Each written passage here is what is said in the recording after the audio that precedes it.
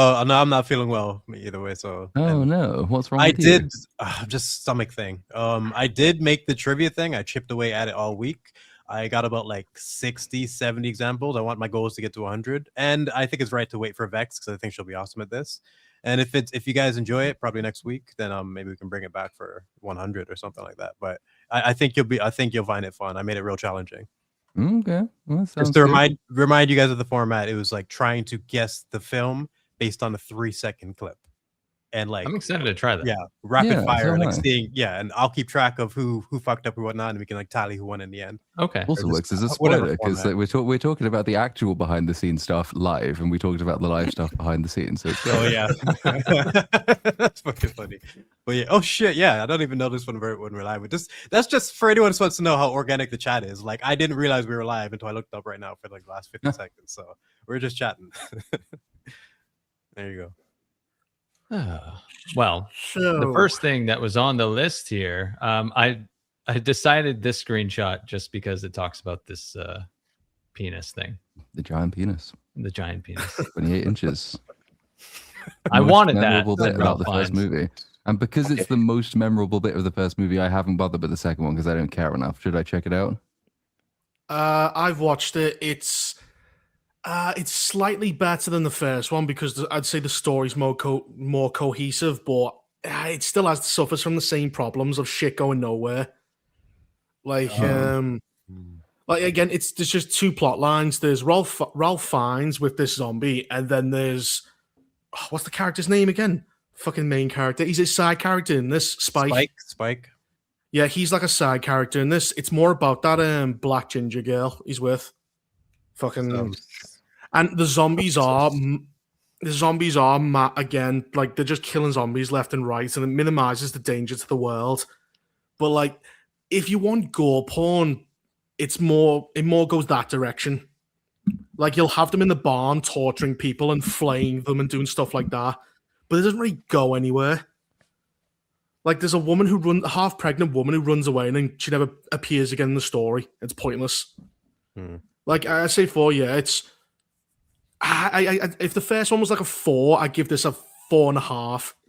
Well, wouldn't you agree that most people's investment in the first one, if there was anything to be invested in, was Spike and his father, and that dynamic being ripped apart and seeing that repaired? I watched the whole movie, or the first one, waiting for the father to pop back in. Yeah, that's what I'm leading up to. I'm like, the fact that there's no payoff to that, and he's not even in it. Spike's not even the main character. I don't even think I'm gonna watch this movie. I couldn't give. Same with the baby.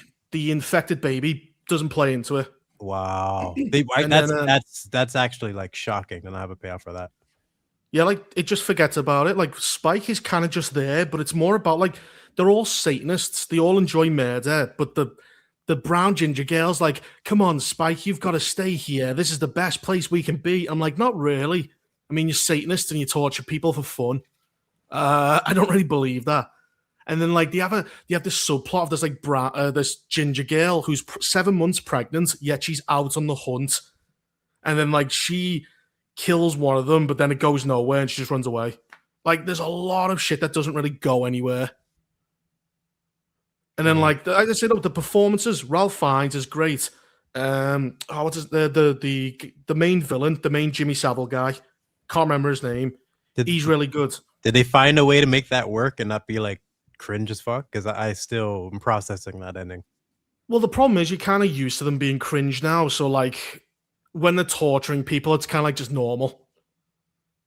Like you know what I mean? So it's like, oh, I'm just used to them being like they look ridiculous and stuff, but you just kind of get used to it. So that's the thing. Like, there's you don't have a tonal shift like that in the movie. Like, they don't just come in the end and do like, you don't have a bunch of ninjas showing up. You already have the ninjas in the first one.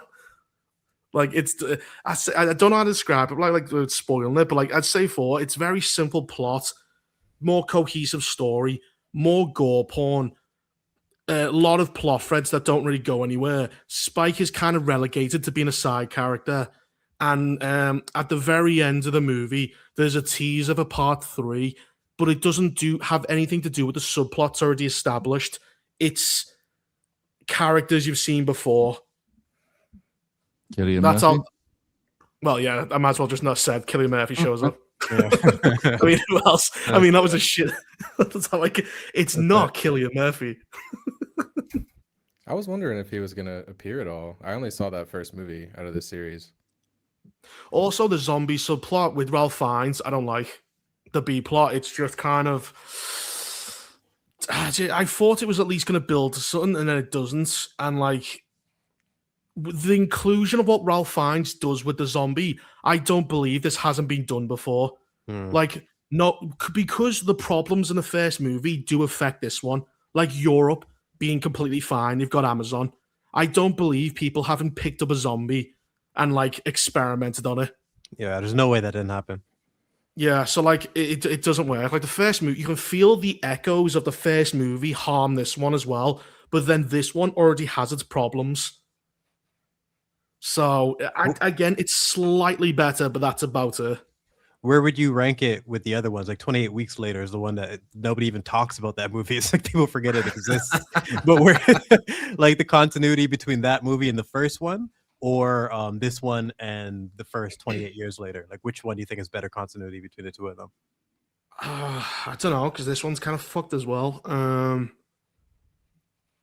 don't know. It's hard to say because this one introduces a bunch of problems as well, and it completely ignores shit from the last one. I'll put a copy online for you to watch if you want. But yeah, I was hoping you'd actually bless us with one because I haven't seen it yet. I just found it like 5 seconds ago, and I couldn't download it, so I've had to do a screen record. So I've got the screen record, so I'll just put it online. Yeah, I'll take that. It just sucks because this franchise had an opportunity to do something different with zombies. We haven't had anything refreshing in this genre for years. People love zombies, but there's just no great ideas being worked with. Zombies, vampires, throw werewolves in there. A lot of these monsters are just being wasted, in my opinion. Yeah, like I'd say don't pay to watch this film. No. Like maybe if it's free on Netflix and you literally got nothing else to do, then watch it. That is a ringing endorsement. Yeah, I've heard that from a few people. Yeah, watch it if you can. Just don't pay for it. Yeah, don't go out your way. But yeah, the same problems from the first movie persist into this one. It causes things to go wrong, and also it has its own problems. You've got a twofer. So yeah, a story this simple shouldn't be like creating this many problems just within 2 films. That's what drives me nuts. You know. It's just you could have done such a simple story and did such a better job with the franchise that you had access to. Yep, just a disappointment because I thought this one maybe you could have, because you don't have the whole fucking Jimmy Savile. You've already got over the shock of Jimmy Savile popping up, like 7 of them. But then this one is just like the Satanists, like Neil DaCosta said, it explores the nature of evil, but it doesn't. Like, they're just, let's kill people. Wow. And it's like, well, that's not really evil. Evil's more seductive. Like, it tricks you into thinking that the things you're doing are justifiable when they're not. Like, this one's just like...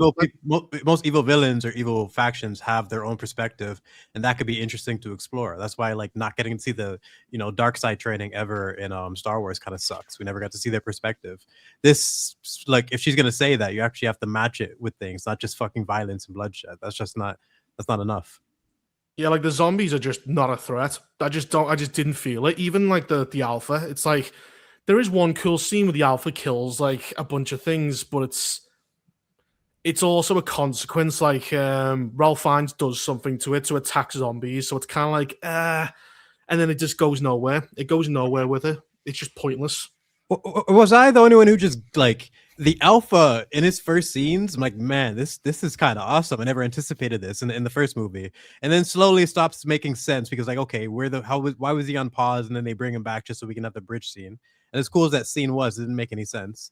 And then slowly he just gets nerfed and, like, defeated by a dart, and the entire concept of him just got really lame very quick, and it seems like they've continued that pattern. Like, the explanation really wasn't worth it. I think they should have just kept him as a menacing figure, like almost a mystery, and we can interpret it along the way. I'd also say there's a little bit of girl bossiness in the film. Oh, like, wonderful. the main character's the brown ginger girl. Can't even bother to remember her name. Then there's also, like, a 7 months pregnant woman, and she's out on the hunt with the guys. And then one of the guys goes, I'm going to do this. And she goes, don't, let's run. And she's, like, in charge, but she's 7 months pregnant. And she's able to outrun all the Jimmy Savile gang. And then she goes nowhere. She just disappears once she's, like, killed one of them. It just goes nowhere.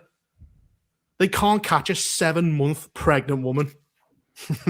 What's the Oh, deal it's just with it. the last few years of movies and TV really wanting to push pregnant women doing things that pregnant Yep. women absolutely shouldn't be doing? Yep. It was Thor, Stupid Face, whatever that movie's called. Love and Thunder.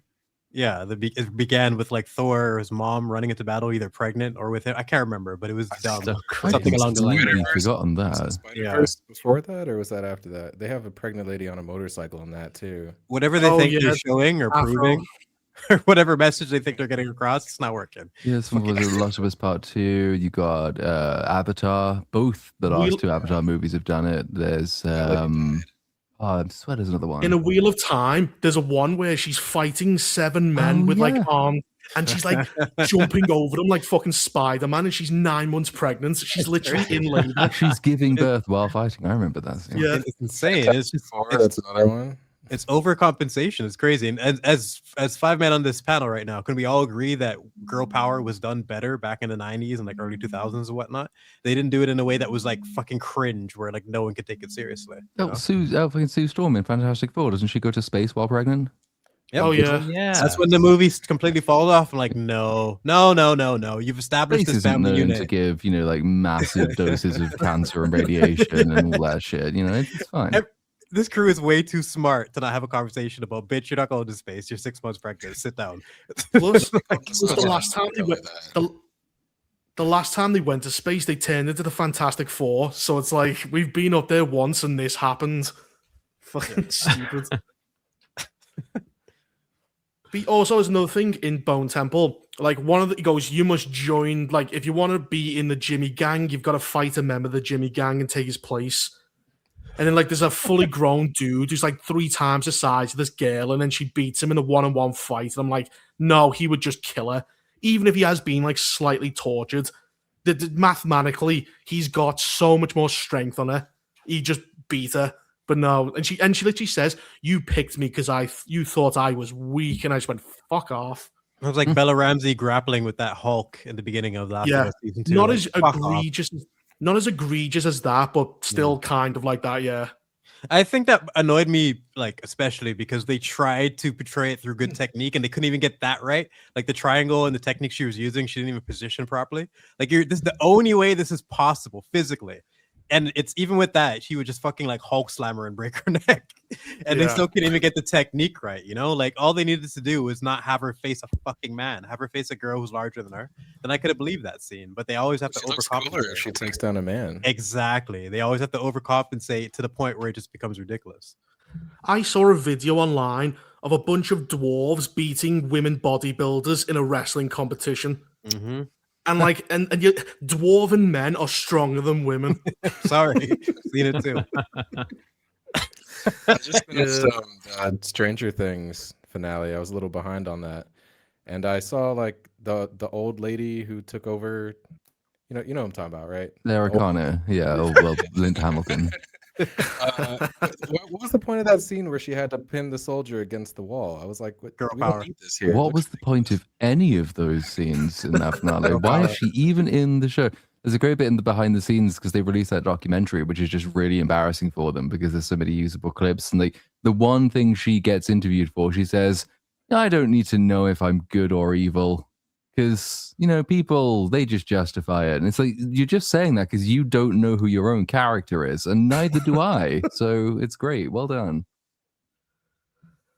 Yeah, like he's twice her size, a Limmel Hammer, and then like it just cuts because it would look ridiculous if she grabs him and then he's eye level with her. He must be on his knees to see Linda Hamilton in the like eye to eye. All 90 pounds of her. Anyway, yeah, don't watch. Don't watch it. Maybe watch it. That's my recommendation. I think it's the best way to describe it. It sounds like if you like zombies, check it out, but don't pay for it. But if you want continuity from the last one, then you're not really getting much of a story. I would actually say there's a bit of zombies, but not really. I mean, there's some scenes, but they don't really go anywhere. Like there's one bit, like the brown ginger girl, a zombie's running at her. She literally sidesteps it like a ninja and then slits its throat and doesn't break stride. I'm like, you're ruining the zombies. Stop. I've mentioned this before, but don't you feel like the entire threat of the zombies was completely destroyed as soon as the stupid Jimmy Savile gang showed up, because they could just beat them with golf clubs. If you can just like sword fight these dudes, you know what I mean, beat them with sticks and golf clubs, there's no threat whatsoever. I said the same thing about Michonne's introduction in Walking Dead breaking the entire show, because she introduced one of the best strategies for preventing zombies ever, chopping off the mouth and arms and having them by your side. And they ignored that strategy for the rest of the show. I'm like, why doesn't everybody, that should be the meta. But then they just have to ignore these things. It just breaks their whole fucking premise. I don't get it. Yeah, like large portions of the movie, it's just like there's no zombies around. We'll just walk from A to B, and there's not like the first film was like, is the zombie? There's always like a fat zombie there or another zombie there. Like you were always a little bit under threat. This one, not really. Just like you can go from A to B, and it's no problem. Yeah, you're not worried about alerting others and whatnot. Because one of the good things about The Last of Us, that show is just fucked character-wise and plot-wise, but I really like the concept of the zombies and how you can like step on one spore and like, you know, alert a horde that's like a mile away. Things like that, like that's super interesting. And that even that show just completely forgets about its zombies and is more concerned with like Ellie being a dad and shit. It's just nonsense. Yep. Anyway, skip this shit. Get this fucking asshole off my screen. I'm trying to find out how much money it dropped compared to the opening of the last movie. Well, it only had like 30 million so far, I think. It said like 13 was the opening for this one. I saw an article earlier. Let me find it. And the first one. But yeah, like first one opened to 30. Okay, so it was a poor reception to the last one that caused this one to be a massive drop. So 30 million for the first one and what, under 15 for this one? Yeah, 13 for this one and 30 for the original. Or for not the original, we know. Yeah, that's not good. That kind of suggests that we were all right about the first one and it really wasn't very good. And in fact, it was kind of a waste of time. It was a really terrible way to kick off the first part of your new trilogy, such that people are not interested in the second one. And I'm surprised to hear that the Ralph Fiennes stuff was all the B plot, because like he's in most of the trailers, isn't he? I thought he was going to be like the main thing in this movie. Maybe they thought the same thing. I thought, well, nobody actually likes any of the other stuff we've done, but the Ralph Fiennes stuff, like people like him. He's a good actor, so let's pretend that the movie's about him. Your job at the beginning, or sorry, at the end of the first part of your trilogy is to drop that hook. You got to make sure that millions of people want to come back. The Joker card at the end of Batman Begins, I was like, oh, jumping out of my seat. Like that's such a good setup. Aragorn and Gimli and Legolas gearing up to go save Merry and Pippin. I'm like, yep, I'm coming back for part 2. Like immediately. Things like that, just like there's no fucking way you're not coming back. This movie didn't have that. It had one of the most weird, jarring endings ever where I don't even know if I want to continue after. And that's probably how so many people felt about that. So not a good strategy. Yeah, they talked about a potential part 3, but I do not give a fuck. I also don't know if they can financially do a part 3 now. I didn't think they could do a part 2, but they did it anyway. I think they were locked into doing at least 2, weren't they? I don't know how. I mean, they're not the most expensive thing in the world to make, so maybe it didn't need to make a huge amount of money just for it. The budget is 63 million, so quite cheap. Yeah, I mean, still 63 million before marketing. It's like you needed to make 180. Yeah, didn't quite do that, and this one's definitely not going to do that. So I mean, hopefully it's. I just don't care. I really don't care. That's why I haven't seen this one. There's so much other shit I need to do at the moment. This one's like, do I need to? Can I be bothered? Nah, fuck it. I had to watch this, Knights of Seven Kingdoms, and Star Trek today because I thought we were all putting in the homework. I did for the others, but it's just weird. Weirdly, Star Trek Fleet Academy, whatever the fuck it's called, interested me more than the idea of watching another one of these, which is an indictment of the last one of these. Yeah. Anyway, Knights of Seven Kingdoms. Anyway, bring it on. All right. Has everyone seen this? Yes. Nope. Look at you, Cynic. Oh, for fuck's sakes. We had a deal, Cynic. 40 minutes, goddammit. No, this one, it's interesting.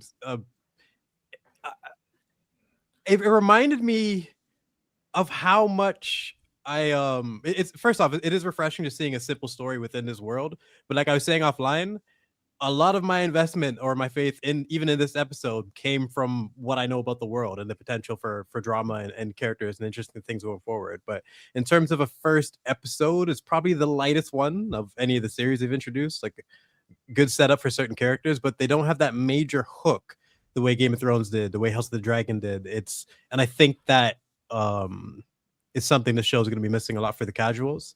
And I felt like that 40 minutes flew by, even though it was slow pace. I needed to watch like House of the Dragon directly after to like get my proper fantasy fix, because it just didn't really like hit the spot in the proper way. Well, that's going to be, I think that will probably be true of this entire series. Because there's some of my favorite books that George R. R. Martin has written, but he's published 3 of them so far, and I'm pretty sure when I read them, I read all of them in about 7 hours, because they're really short.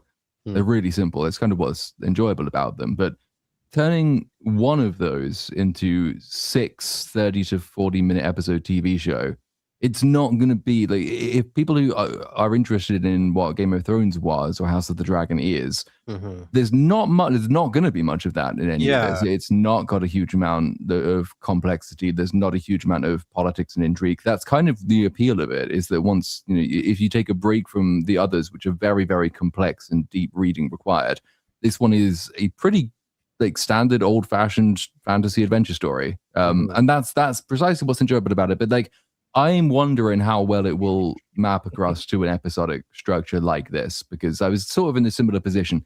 Solid basis, production value's all still there, basically endearing protagonist, but he's not, I mean, unless they change it from the book, he's not going to really be any different at any point from what he currently is. This is who he is. That's kind of the gist I got as someone who knows very, very little about it. It feels like I kind of know what I'm looking at. I kind of know how this is going to go. And I don't know if that's the same. I don't know if it's going to be as effective as Hot Tea in Game of Thrones, because the intrigue of the characters and the political aspect and the supernatural element. Like, I'm not saying, oh, I need my dragons, but that mix into the bunch just really makes things, I don't know. I don't think it's going to be a much harder pitch. That's all I'm trying to say. But I hope it happens like in the middle of this show that makes people who are watching need to go online and talk about it. Then it'll get more people invested and they'll follow it to the end. But if it's like super chill the whole time, then it's just going to remain a niche show, I think.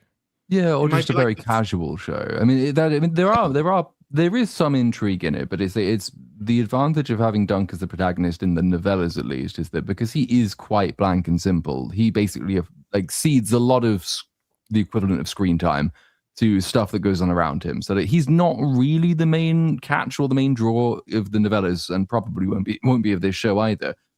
He's there in order to, allow other things to sort of happen around him or allow other things to bounce off him. He's got quite I don't know if I assume the show will map it, but like fairly endearing relationship with Egg that sort of develops as time goes on. But this is who he is. Very simple, stolid, stoic, sort of run of the mill, and it's not completely, the story isn't absent of intrigue, as it will go on, and without going into spoilers for what the books do, but it's set obviously around like the Blackfire Rebellion type era of that, and there's that sort of gets a bit of a reprisal. There is a plot going on behind the scenes which he sort of stumbles his way into, but never really has much to say about, if that makes sense.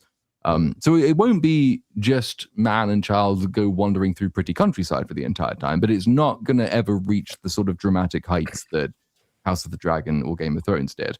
I'm fine with that personally. I just wonder how successful it will translate for like a general audience. Well, I think that plays into it. Like, it's only 6 episodes, and I think what's going to hurt it is that I think after this, it goes into like 30 minutes per episode. So like next week it's 33 minutes, and the finale's 31 minutes. Jeez. So you've got 6 half-hour shows. That's not enough. If there was more episodes and you slowly built them up, I think it kind of like Cobra Kai. You got 3 seasons basically straight away. So even though they're half an hour, you had a big chunk of episodes. I don't think we have this. Do you think they should have been released in like 3s the way Arcane was, like chapter 1, chapter 2 type thing? I think a movie. I was thinking much the same thing. You could, the novella's length is such that you could actually make it a 90 minutes to 2-hour TV movie for each book, and that would be fine. You could fit basically everything into that. Yeah, I think it'd be better as well. It would work for it, like a Knight of the Seven Kingdoms movie, and you could do part 1, part 2 if you want to, do the next novel or comic or whatever it is. But yeah, I think in the half-hour episodes, and especially as Jedi said, you get a bit of blue balls. There's not enough in this episode. Like if they released episode 1 and 2 back to back, maybe there'll be a bigger hook.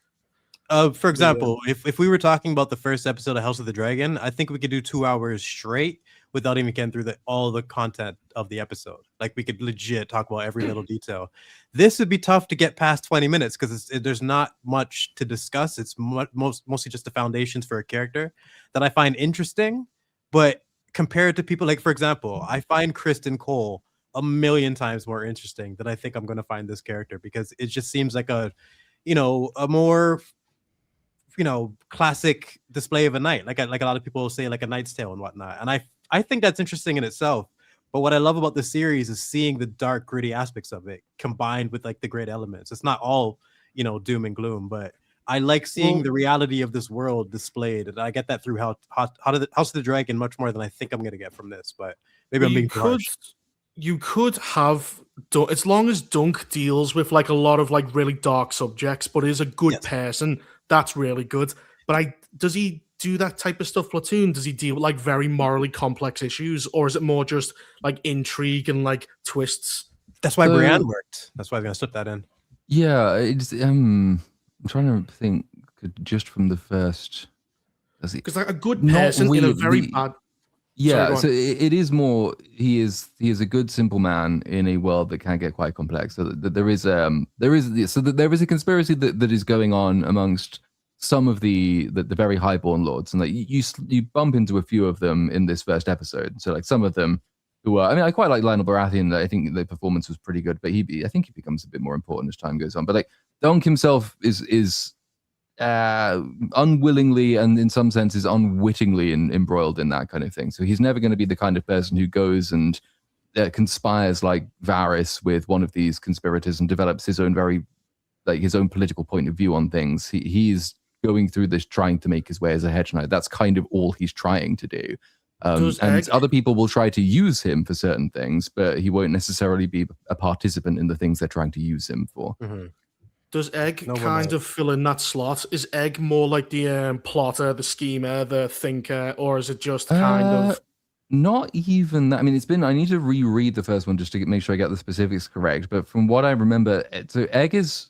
The thing that makes Egg and Dunk interesting as a little twosome is that Egg, though a child, is more aware. He is cleverer. He has more wits about him.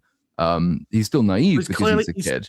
But he's clearly nobility. Like it's obvious the way he speaks and like he knows it. And he's he's sharp. He's probably a Targaryen because he's if you remember anything of Game of Thrones, you already know who he is because that's what Mr. Aemon says. It's a little brother Egg. My cat is named after that little kid, Reaper. Just that's kind of funny for me. It's tricky because you don't know how much of that do I say that on stream or not? Because on the one hand it's supposed to be a big twist, but on the other hand it's not a twist because that's the answer's already a Game of Thrones. You already know who Egg is. But the answer to the original question though is that Egg is not going to be much more in this story, from what I remember of it, involved in conspiracies. But what he is able to do is tell Dunk things about how noblemen think, which allows him to be a bit better at navigating it. And it's almost like the more mature perspective comes from the kid, but then the more reliable perspective comes from the adult who is less worldly wise in his own way. That's kind of the hook for their duopoly. They are neither of them hugely involved in conspiracies, but they might get dragged into a conspiracy against either of their whims or wishes, kind of thing. So like neither of them are particularly leading the story at any point. I had one question in terms of sorry, go on. Who? I'll go. I'll go ahead. As someone who's read the book or the books, how many Targaryens burn King's Landing in this one? How many Targaryens are in King's Landing? Was that? No, burn with their dragon. Oh, that's a different House of the. They don't have any dragons in this one, do they? No, this is 100 years after 100 or 200 years after House of the Dragon. Yeah, there will be a thing around some dragon eggs that will come up later, but there are no dragons left. So the trailer has obviously a puppet play, but it's a big sort of puppet dragon, which makes it into the trailers. But there are no dragons living now. There are still like the Targaryens are kind of coming toward the end of their power. Like all their dragons are dead. Which will probably tell you something about how House of the Dragon's going to end. The fact that this is set after and there are no dragons left. So does Game of Thrones, for people who are actually invested in the world, there's no big surprise there unless it was your first introduction to the show. But I'm pretty sure Hot D is 200 years before Game of Thrones. So this, I think is 100 years after Hot D. So we're like right in the middle of history. But like Joffrey in Game of Thrones tells Rhaenyra's entire story. He also shows Duncan the Tall's like page in the chapters of Knights Guards. And so we get a lot of the backstory back then when we didn't even really know we're going to have these spinoffs. So I'm just curious as to what they're going to like. I feel like this show has to be really careful about spoiling specific payoffs. Like I know what's going to happen, but I don't want to know how Daemon dies. I don't want to know how Rhaenyra dies. I want to actually see that shit play out.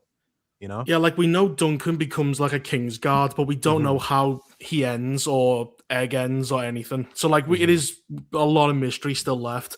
But I do think the half an hour formula, you wait an entire week, and if the next episode is kind of like this, it's kind of, you might as well wait till it's over before watching it. 100%.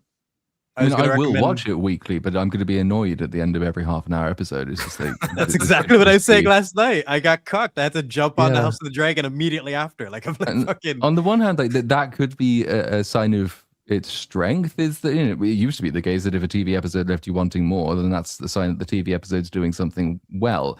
I mean, maybe that is true of this one as well, but I think it might be in part, we are splitting a very short story into 6 episodes, and those episodes are going to be short. So it's like, it's more natural to binge it than watch it weekly, I think. I do wonder how much of a hook each episode can leave you with, given that it is quite simple. But then, like, the task of this episode really is just to introduce Dunk primarily and the basics of who he is and what he wants to do. And that's kind of the extent of this episode's storyline, right? Like his old knight is dead, and he's taken over his title, and he wants to join the joust and the tournament because he needs money, but he doesn't have money. But like he's got enough to enter, but not enough to get his stuff back. So like, that's beyond that. The stuff to talk about is all the stuff you sort of see in the background, or speculation on who Little Egg is if you don't already know who Egg is, or who the various lords are going to be and what they're going to be doing later. And like, the Baratheons are well known as names, so obviously you'd expect them to come back and be more prominent later. And there's lots of stuff to be interested in. It's just I'm like, most of it isn't the story. It's the stuff happening around the story at the moment, which will hopefully come closer to the story as the episodes go on. I think him being an unreliable narrator is one of the more interesting parts of the show, because the thing I'm most curious to see is what's the true backstory between him and the knight that he was with. Like, was he actually knighted, that type of shit? I think that part of it's cool. But one question I had for you, since you're familiar with the lore, is Aemon Targaryen alive here? Aemon, the maester, the maester, and in Game of Thrones, the old blind Targaryen. He's the only person I can think of that should be.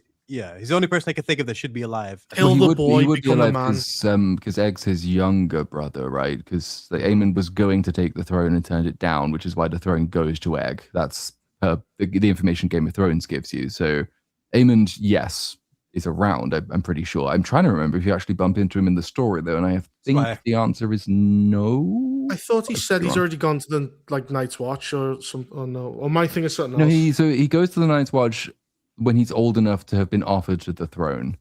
So that's, I don't think it happens quite yet. So it's from what I remember, he's not in the first book, but it has been a few months since I read that, and I need to reread it. So I don't remember encountering him, but he should be alive and around at this point. Well, yeah, it should have been a movie show or just a one-time thing. Is that a what? Sorry. Is this a multi-season show or just like a... Yeah, so the plan is to do, because this is just the first novella, and this will have 6 episodes. Then the next season will be the second novella, which will have, I think, probably 6 episodes. And the idea is to do one of these every year or two, 6 short episodes per season.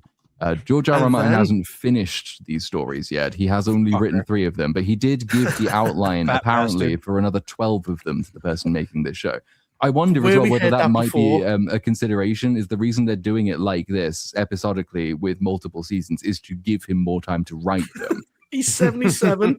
He's got no more time. He's almost out of time. He's so done. He's just fucking with all of us at this point, just trying to like ride this out. So there's no way he has the energy to finish these books.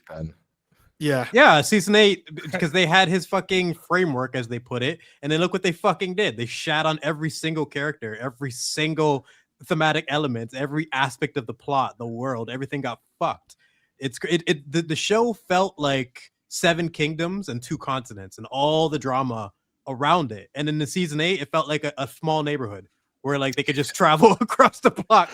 They could walk down to King's Landing in in 20 minutes, like no problem. It made no sense. We're like 5,000 miles north of the wall. Yeah. Quickly run back and send a raven to Daenerys on fucking Dragonstone. She can be here within half an hour to save us. Go away. My joke for season 7 was like, you can watch season 7 if you just think Jon Snow has an Uber account and everyone in the North just lost their fucking minds. Like just if you could just leave that, then you could enjoy that season somewhat.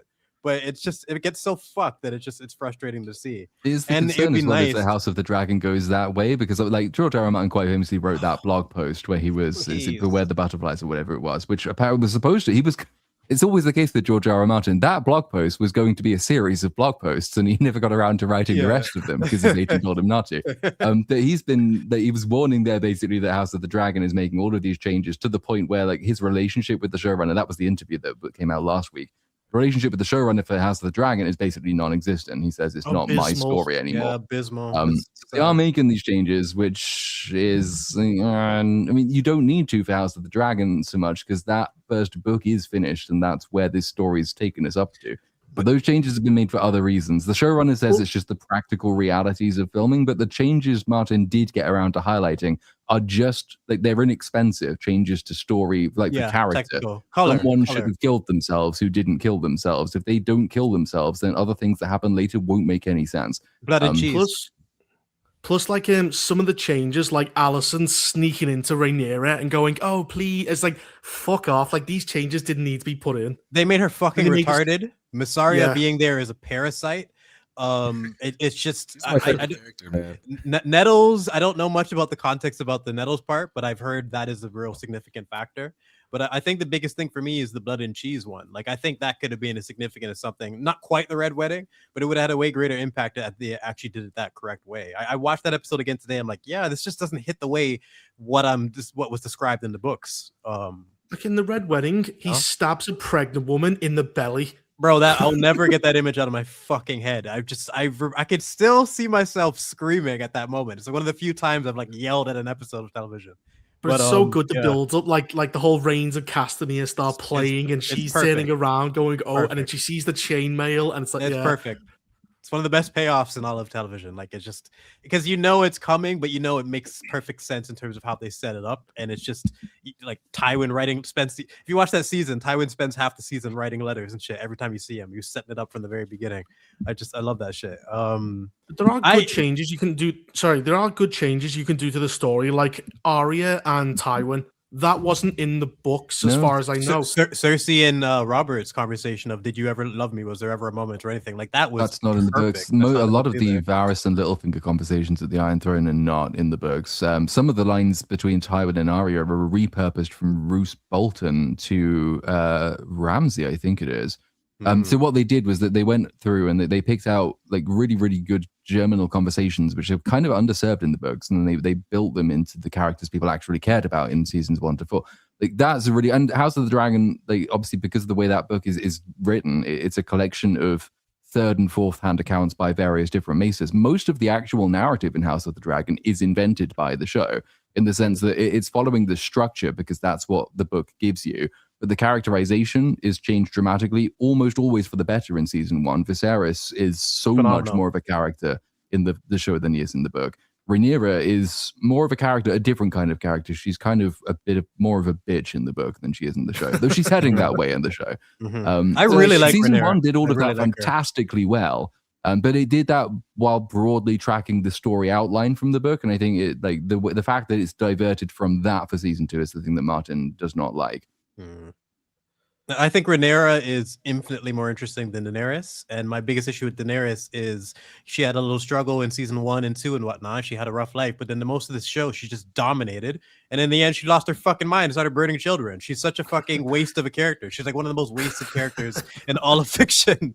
But Rhaenyra, I got to see what I wanted from Daenerys, her actually playing the Game of Thrones, seeing the drama and all the shit unfold, So Yeah, You I'm also super had what was the name? Rhaenyra's the auntie who Rhaenys. crushes up. Yeah, the one who crushes like loads Yes. of civilians. It's That is it's the the worst worst episode of that season. It's And then- literally the best episode of the season is 8, and then the worst episode is 9. We're like, what the fuck? But then they do a lot to remedy that in season 2 in terms of addressing it directly. Damon saying if you acted, Luke would still be alive. That's massive, and her payoff in the big battle was pretty fantastic. So Well, that was, but then her reasoning was fucking bullshit. It's like a war is going to start over this, but it's not mine to start. So, but if you had started it, it would be over by now. You dumb bitch. Yes, I know. I don't want to kill another mother. What about all the mothers you just stepped on? You've fucking moron. Your husband who's been trying to manipulate his way to the Iron Throne as long as you've been married to him, and here is your opportunity to leave the Iron Throne vacant. But no, you're not going to do that because it's not time for that to happen yet. She's such a retarded character. They also kill a dragon. She was awesome, yeah, and then they screw.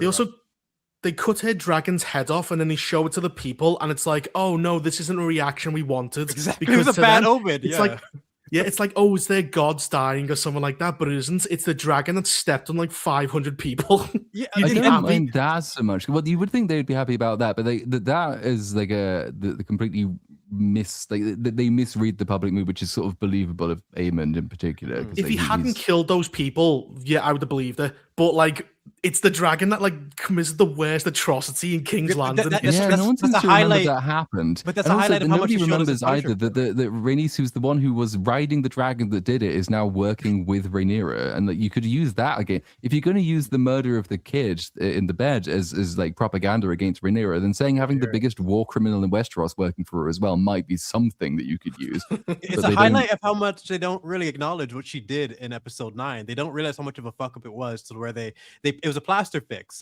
They improved it, they remedied it, but they didn't fix it, and it's not something that can be fixed because it's just it's a complete fuck up. It's something that character would not do based on what we know about her. And she was such a great character before that. Her decision making as well in when she does finally die, but because in the book she doesn't fight Aegon and then go away and then choose to return to fight Vhagar. She that fight in the book is kind of all one part of itself, which it kind of has to be, because that decision to turn back in the show, I just don't think I've never been able to make a huge amount of sense with that. You're telling me, okay, so you have your side's biggest warfighting dragon.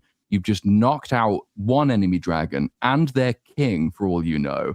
That's a huge strategic advantage. And you going back now with like a numerical advantage for dragons while the other side is in disarray, having lost the king, that makes it more important that you actually remain alive, because then you can press your numerical advantage. But then she turns around and is like, no, it's time for me to die now. Why though? Because then what you're doing is you're throwing away the advantage you just won by going after Vhagar and losing your own biggest dragon, and then Vhagar's going to be healed in 2 weeks anyway. So why bother? The only thing I was ever able to think of with that was her trying to redeem the mistake that she made there. Like, she could have wiped out, she could have stopped all of this. Now it's in her hands. She's gonna take Vhagar out herself in her own hands. It's the only thing I could think of from a character standpoint. Retarded does not make being retarded right. Strategically, big mistake. Most likely just should have fucking left, especially when she already had a tactical blow wiping out Sunfire. But I can see that character making that sacrifice. I just don't think it was a great idea. Look what happened. It just goes to show how much happened this episode. We're talking about House of the Dragon. That's what I'm saying. There's more to talk about from that one scene in terms of all the character elements. Kristen Cole's development as a character. He was fantastic in that scene as well. And how much more interesting I find the addition of the political aspect and it's part of the reason the show, or both shows, it works so far is it's the mix of family drama, politics, and the supernatural element just blended together beautifully. And this show just doesn't seem to have that. I just I was saying, yeah. Some of it will arrive, but it's a relatively local kind of attempted rebellion is probably a way of phrasing it.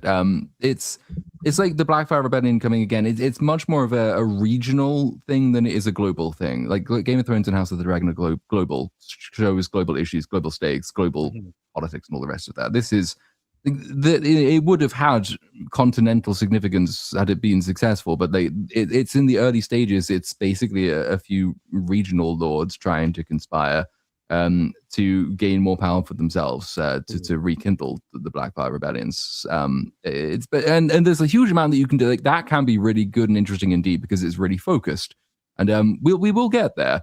It's just not going to be as interesting. The diarrhea scene, yeah. I mean, they said, I think they actually explicitly said that the reason we wanted that there is to tell everyone that this is not going to be the same as the other two shows. Yeah, and but they it's certainly achieved that. It's so easy to interpret them as them shitting on Game of Thrones. I'm like, why would you do it that way? Because like, there's going to be a big percentage of the audience that think that. And the reason I think it's strange is they already had a more effective scene to show that this isn't going to be something like Game of Thrones, like the chair torture scene, where it's like, oh, we're gonna put you down and fuck you with a rusty nail up your ass if you do that. No, we're just playing. Don't worry, bro. Like that was the scene to solidify that this show is going to be a little bit more lighthearted and you're going to have a few more jokes and whatnot. The shitting one was a bit bizarre, but to each their own.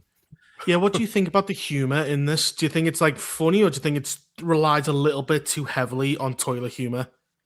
I mean, we've only got one episode to see it, but do you think it's appropriate, or do you think like it just wasn't funny? It didn't bump me too much. It was one of those that certainly for like the flashback cutaway. I didn't not like it, but it's the kind of thing that I thought, well, okay, we've done that a few times now, and yeah, it's okay. Yeah. One of them was funny.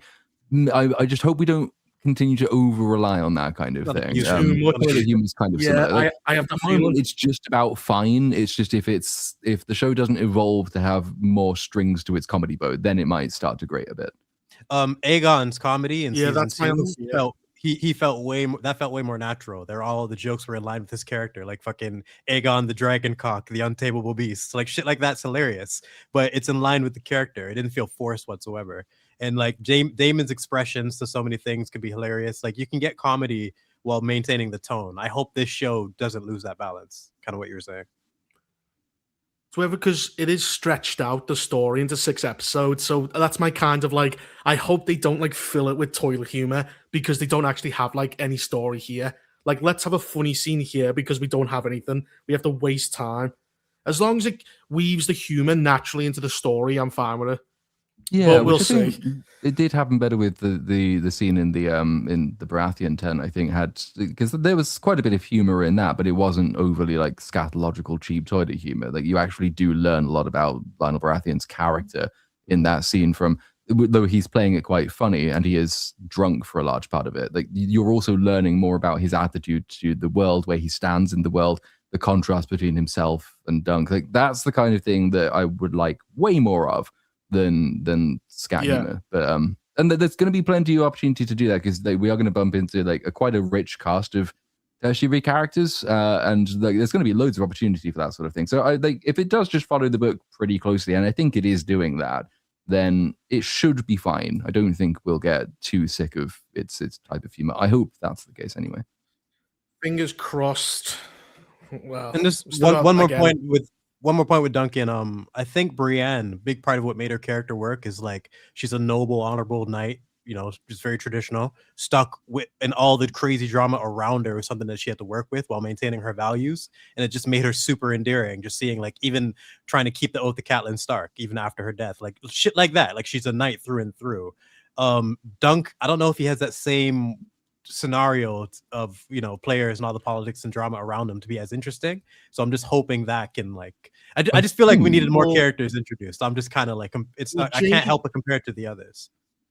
Well, Jaime Lannister kind of showed her the hypocrisy of knighthood and how vows don't really mean anything depending on the situation. So he was kind of like a challenging force to her values, whereas Egg just feels, as I think Platoon says, he just kind of helps Dunk understand the world and grow. So I don't think they'll have like a challenging kind of what's right, his version of right versus his version of right. Yeah, there's there's a little bit of that, but it sort of comes across over the 3 novellas as opposed to just the first one. But the idea is that where Egg is able to teach Dunk some of like the niceties of court and like how people above him in the social station think, Dunk is also able to teach Egg equivalently valuable and important things like how to be true to your word. Like actually just giving someone the clout around the ear every now and then is probably nicer than doing a big political conspiracy to murder them. It's this clash of worldviews that allows each of them to sort of take something from the other, and Egg in particular, like he has the courtly upbringing, but then Dunk shows him what the life of a hedge knight is. Even if he's not deliberately and knowingly teaching him that stuff, it is stuff that Egg will learn, and it forms his character and makes him quite well liked as he grows up. So like there's plenty of that stuff which should make it into the show, but like that is over 3 novellas. Obviously, a lot of it starts in this one, but it's whether or not like that's going to be enough to carry basically 3 seasons of the show. Yeah, the Bree and Jamie one is like a real clash. Like she's everything she hates, and then slowly he ended up throwing away his vows to save King's Landing, which really reevaluates her opinion of knighthood. The bathtub scene is one of the best scenes in the entire series. You get his entire character like right there, like explicitly, and the performance in itself, everything it means for them going forward, and how much they eat. It's such a fucking waste. But my point with Dunk is that like he has to compare with someone like Jamie, like we're describing, and Kristen Cole. Like both of those characters are unbelievably fascinating. I just hope he can live up to that. It's just a start, though. I mean, we'll just see. Yeah. We'll see next week. If nothing happens again, then that's a third of the season gone. If nothing happens next week. It should. I mean, next week I would imagine it will pick up because, like, so quite early on, you get to the actual tournament. So it's not. It doesn't. It like the tournament is ongoing over many days. So you don't have to wait basically for the last episode in order to get some action or in order for all that to sort of build up. So what should happen, assuming that it does track the book, is that Dunk will enter a tournament probably in the next episode, in fact. And then something will happen there, which means he's kind of tied to that place and has to, I'll say, redeem himself. Why not? Fuck it. It kind of tells you what will happen when he goes into the tournament, but it means that the stuff will happen, and then like you'll be past just the rote character establishment part of it, which is just this one episode, and you're into stuff where okay, big thing happens, big consequences will drive plot of probably the rest of that episode and the next episode to follow it, in which he has to go and meet more people, make more friends, form like relationships and alliances to enter the next stage of this tournament. So there should be, hopefully, and it has tracked it quite well so far, there should be like a good spread of action to set up. Hopefully that will carry on. Speaking of spread, I'm surprised we didn't see any like people bent over getting fucked, explaining what's happening. No rape, no crazy childbirth deaths, like no giant boner scenes. Like, it's crazy. Someone's going, yeah, someone's explaining knighthood whilst getting railed, going, "You see, Duncan, it's about." It's like that. That's one of the reasons I like the book so much, is because there's way less of that in there. Like at no point in any of those novellas do you get the swamp vagina, so that's nice. Oh, is that real? Yes, he describes a vagina as a swamp. Oh my god.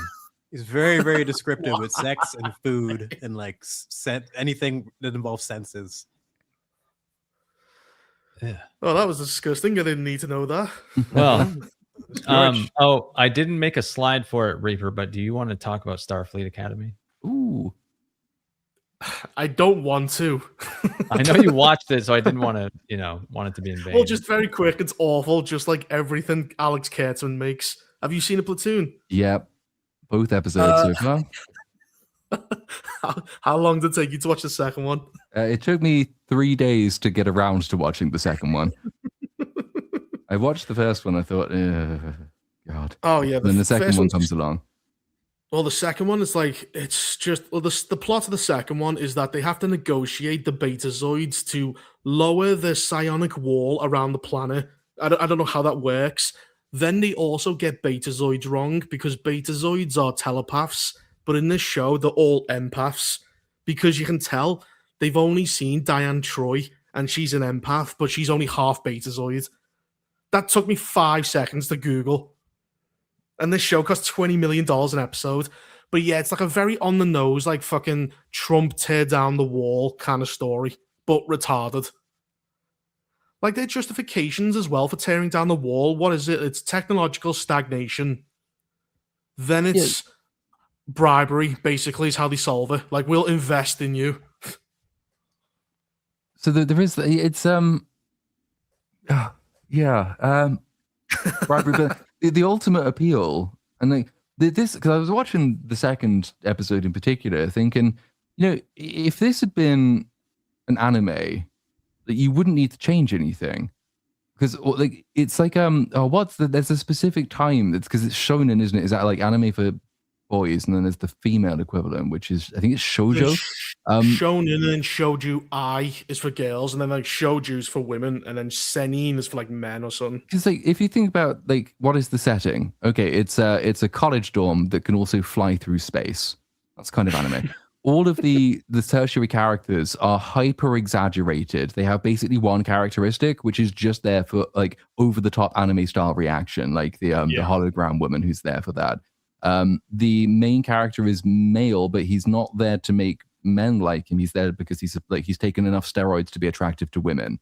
And like all the young kids at the college are the ones who like have this outsized influence on galactic politics, because like this entire debate supposedly between the beta cuckzoids and the Federation is resolved by them all looking to the young people and saying these are our future and they want it, so that's going to change the world. And I was thinking like you wouldn't have to change any of this except the art style for it to be an anime, and I it's so similar in so many different ways that it's an insult to anime. That they've actually almost done it deliberately. What do young people watch lots of these days? Anime. Okay, why do they like that? Well, it's all these exaggerated stuff, and girls really like it, and then the school thing makes kids feel important, so let's just do all of that. It is like, and it's really shit. I really hate it. Well, Alex Curtin said there's almost an interesting little gem of an idea that goes on, like this debate between the Federation, which has quite obviously failed the entire galaxy because that small child screamed and blew up all their ships. And then they never explained that. Used to rely on them, and they're like, well, why should we rely on you ever again? Like, obviously we're going to build a wall to keep you out. You suck. You could have done so many interesting things with that, but the end is just like, hey, the young people and are our future, so we should do it. And then it's like, and also your daughter's in love with Royd guy. Oh, well, that's the debate settled then. A fat woman eats a com badge. She goes, I just ate my com badge. I went, how the fuck did you eat that, you fat bitch? It's an anime joke. Again, like all of this shit. Like, every single joke like that is like a cutaway gag that you would expect as yeah, it's anime. That's what it is. all the characters are unbelievable. Like, there's all the characters are surface level. Like, there's the Klingon, but he's not like your average Klingon. He doesn't seek a valuable death. He seeks a valuable life. And I'm like, oh, fuck off. Like you've got the lovable asshole, and literally on the Star Trek fucking Twitter page, it literally says Darren, the lovable asshole. I'm like, oh my god, this is awful. You can sum up the character in 2 words. They're that fucking transparent. But it's like, everything in the show is awful. Like, as you said, dealing with the beta cooks is like, it's an interesting concept, but it's done by idiots. So it's world politics done by retards. That's the problem. And they think they're right. They just go, well, you just have to close your walls down. But they don't give a justifiable reason. Because he says, last month, we had 2 attacks and the wall protected us. And then they just have no arguments. They just go, well... premise. Is that they're being attacked constantly by this band of space pirates who, by the way, nearly massacred all of the college kids in episode 1 because the college principal flew the dorm into cancer. And it's just like, she should not be in a position of negotiating intergalactic politics, but here she is. But so they're saying, yeah, what we need because we have these pirates attacking us all the time. We need like 9 warships. We need like security guarantees. We need all the things we'd actually need. And they come back and say, what about like 2 general spaceships and a promise that we'll listen to you about stuff? And obviously the answer to that is no. But then the final offer is, hey, how about we put the new headquarters of the Federation on your home planet? Because, change and progress is good. And investments. Like, don't forget the bribery. That basically is bribery. It's pork barrel politics. But I'm thinking like, wait a minute, the Federation, you are the Federation, and you're offering to put your headquarters on a planet which has built a wall around itself to protect itself from space pirates. Doesn't seem like the safest place to be putting the head of the Federation, but do you, I guess. Well, it's unbelievably stupid because the problem is it comes to the premise of, well, you just lower the wall. I mean, why have a wall? I mean, that's it. There's no, like, the wall serves a fucking purpose and they don't even acknowledge it. Yeah, you get attacked by space pirates, but progress and futurism and democracy, and that's all they say. They just say slogans at you. They don't have any arguments. And I can't stand the fucking programmable matter, which is just a matter that can do anything. It can take control of your ship. It can blow shit up. The technology in this is fucked.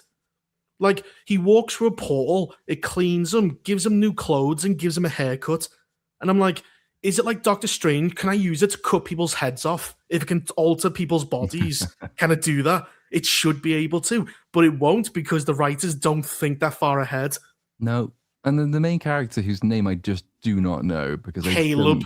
Caleb, is that the one? Ooh, and the Klingon Well, called Jaden. But his entire thing is like when he was a very small kid, he was brought up by his mum, and his mum was just a criminal.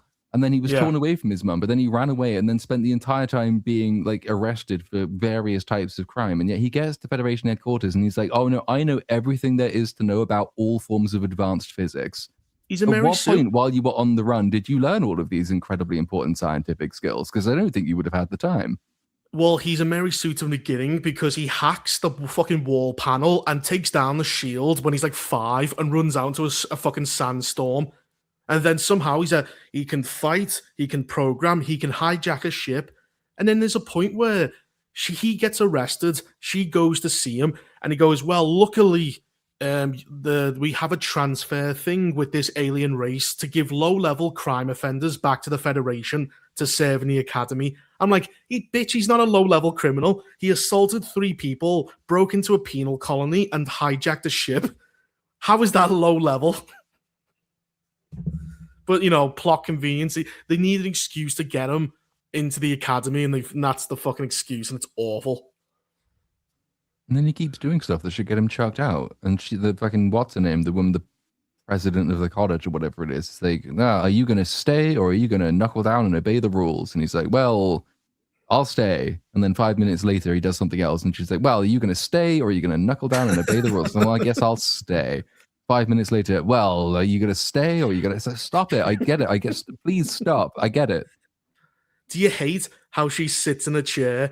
She's got her legs in a fucking captain's chair. She's got her legs up with a pair of glasses reading a book. I'm like, what? A, that's incredibly unprofessional. And B, why are you wearing glasses in the future? Eyesight shouldn't be a problem. No, that was actually, wasn't that even a thing when they made the original series? Was we don't want anyone wearing glasses because the future has overcome all of these problems. And that's one of the simplest, very clear indicators that we are not taking ourselves seriously, is if people still go around wearing glasses as though in the 26th century or whenever the fuck we are, we haven't solved the problem of glaucoma. I think, no, you have solved all of these problems, and stop pretending that you haven't. Maybe they're just a fashion accessory. But she's horrible. She's just like, she's massively unprofessional. Then in episode 2, she randomly shows up wearing no shoes for no reason. She's just an aging boomer hippie, which is what all of the teachers seem to be. There's like a fat lesbian man-woman thing on the deck. There's the Jem Hadar woman who's unbearable. She's like going, screaming at people, and people are supposed to be afraid of her. They're only afraid that she'll eat them. That's the only thing I can think of. But like, all the women are aging Karens and all the men are on steroids because all the women are self-insert to the writers.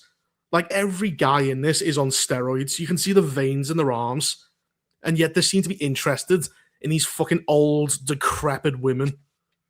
Sounds like all's fair. Sort of, yeah, all's fair in space, yeah. And it's just so that, basically from episode 1, so that you get main character dude, steroids, and then he, like, there's another guy, but he's a white guy, so you're like, well, you're going to be a dick, aren't you? And oh, lo and behold, he is. And then there's like one girl who's sort of on good terms with both of them, so you think, oh, this is going to be a fucking season-long love triangle between them, isn't it? Oh god. And lo and behold, that is probably where we're going. And there's not going to be any development on this. It's just going to be, she's going to flip back and forth between the fucking dickhead white transformer guy and the steroids guy, and then eventually, I don't know. He's fucking Mystique. Like, one of the characters is like, I'm a lovable asshole, and then he turns into Mystique, like literally shapeshifts into like a blue alien. Well, and like, he's all, the way that he says, "Oh, please turn around and don't look," in order that the camera can then like go behind us, so they don't have to spend the money animating him doing that. It's so cheap. It's great. But then, like, you can already tell where the story arc's going. He goes, he meets Caleb, the main character, and says, I'm going to be the first captain in this thing. And Caleb's undecided. So it's like, oh, we know what the arc is. Caleb's going to become captain, and the asshole is going to learn to humility and become his number one or something. That's going to be the arc. It's going to be fucking dog shit. Yeah. then in between that, you've sort of got these two different shows that are fighting each other for your attention. There's the thing the show starts with, which is main character is, you know, hardened criminal, but really desperately wants to find his mother. And then the majority of the episode is him doing anything except that. And so like, it's like, you almost had one interesting idea there, and then you turned it into this. Why did you do that? And it makes it even more unbelievable whenever they remind you that he's still looking for his mother, because like, he'll take the Betazoid woman who he kind of fancies, and then like she'll show him that, oh, the planet he's looking for is actually behind their wall. And he's like, oh my goodness, I finally learned where my mother is. Anyway, back to not going to find her. I'm just going to stick around and attend diplomacy meetings. And then obviously it's like, why the fuck would you bring a wanted criminal to your high stakes intergalactic diplomatic meeting? It's like, well, I don't know, but he has to be there because youth, etc. And just stick with one of those. Stick with the first of those ideas and make like a gritty show. It wouldn't be a Star Trek show, to be fair, which might be a problem. But you could have made a pretty gritty show set in this like the fallen aftermath of the Federation, as it tries to reassert its morality, but it has to use people like him or make alliances with people like him who know how to get dirty stuff done. Like that could have been interesting. But they're trying to have it like good old-fashioned Star Trek of just discussions of utopian values, which distracts from his pressing need to go and find his mother. And then every now and then you'll get like a relatively gritty scene and you think, well, that doesn't belong in this show. What's it doing here? Oh yeah, it's from the first 5 minutes of the show and it almost was interesting. What about that scene where Paul Giamatti and he tries to explain space-time as an origami chicken? I'm like, what the fuck are you talking about? Like, it's like destined. He goes, you know, time folds in on itself like an origami chicken, and this moment is that chicken. And I'm just going, what are you talking about?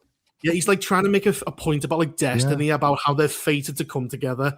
But he describes as origami chicken, a fucking phrase I've never heard before. Origami is how you fold paper, and a chicken's a chicken. Those things have nothing to do with each other. Is it better or worse than the explanations they do in Stranger Things? On a par, I think. Yeah, because Stranger Things, it's like Star Wars, and this is like this. It's like a lot more film references, which just annoys me. Yeah. Whereas this just has obnoxious people doing it. So like this, like you might get that fucking origami chicken thing, and then 2 minutes later it's, oh god, Tig Notaro is in the show again. I remember her in Star Trek Discovery playing the same character, and she's horrible. And then this time she's trying to teach them physics, but for some reason the building they're in wasn't wired correctly, so the power goes down. And main character's like, well, I'm bored of your class because I know all of this shit, and also I can fix this for you now if you want me to. She's like, stand up, and you know you're evidently so brilliant and amazing. Tell us how brilliant and amazing you are. And then she asks him totally irrelevant questions like, "What's the name of this cadet character?" And he's like, "I don't know." So, oh, you don't know? Well, what's the name of this cadet character? He's like, I don't know.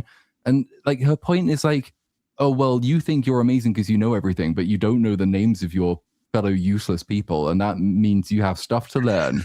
I think no, it doesn't though, because he can fix your entire building, and he shouldn't even be here. What are we talking about? Yeah, like there's a bit where it's so fucking stupid. You got that fucking hologram woman. Remember that scene with the hallway, and you go, we can't see anything, even though the hallway's brightly lit. And oh yeah, brightly lit. And they can't see anything because all the power's down. But then she connects to it, and then all of a sudden it works again. And then everyone's like, and smiling at her. She's proven her worth. And it's like, fuck off. She's so horrible. Everyone. But that's the thing. Back to that scene, the teacher, she goes, who are you? And he goes, I'm Caleb. And she goes, that's not what I'm asking. Who are you? And I'm like, what the fuck is this question?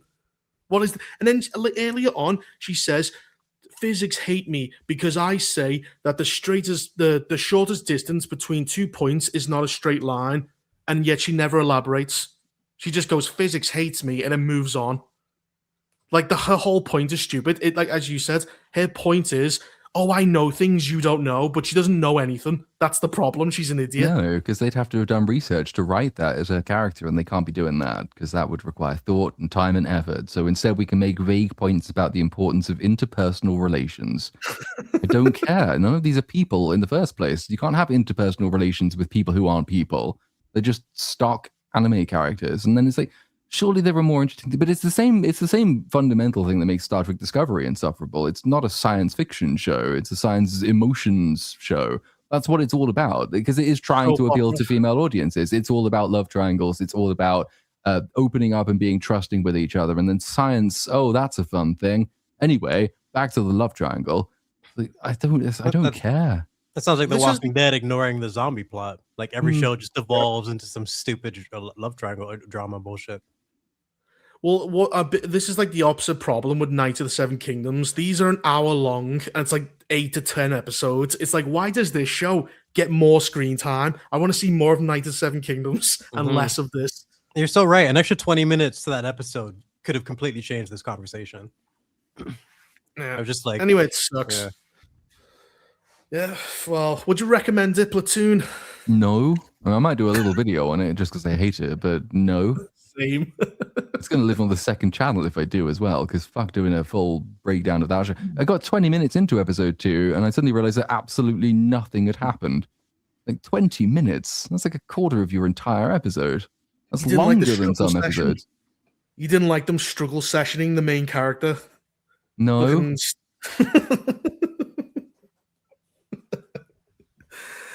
Oh, what a piece of shit. Platoon, the chat says you need to watch more anime, so you stop comparing this to anime. This is the thing with people who really like anime is that they struggle to admit that like 97% of that genre is shit. it depends on the anime. Most anime is awful. There are some really, really, really good animes out there, but there's an awful lot of just utter shite, and that probably constitutes most of it. That's true for almost every medium, but it seems like it's particularly true of anime. Any anime that's set in a school, probably a 97% chance that's awful. I feel like it really, really depends on the anime. Some animes have fan bases that are willing to discuss the good, the bad, the ugly, like really openly, and then there's other ones that will die on the hill that it's a masterpiece and there's not a single fucking flaw with it. And like, Yeah, I don't they'll try know, and map you. yeah, it's crazy. A lot of anime is shit, but when it's done well, there's a reason the people defend it. So it's Oh, I saw this. This is on the Joe Rogan podcast where he's talking to Ben Affleck and Matt Damon. Yeah. So Matt Damon was on the Joe Rogan Experience, and he basically confirmed what we have talked about a number of times over the past couple of years, that they want the plot reiterated 3 or 4 times in dialogue because people are on their phones when they're watching movies now. And he also confirmed, like, to maintain attention, they want an action set piece in the first like 5 minutes of a movie instead of the typical 3 set pieces that you'd have in an action movie. Again, just to maintain people's attention, because insane. everyone is TikTok brained. I'm glad you used the word confirm, because this is a concept that's hard to explain to Oh, yeah. people, like unless they're in this realm, unless you've experienced it, and unless you've actually seen these plots just get completely watered down because they're having to relay information to idiots. And for people like Matt Damon and Ben Affleck, who've been around for so long, they know this is not the way to create art. Like, I'm so happy we're hearing it from people like them, because you can't argue. They've seen it all.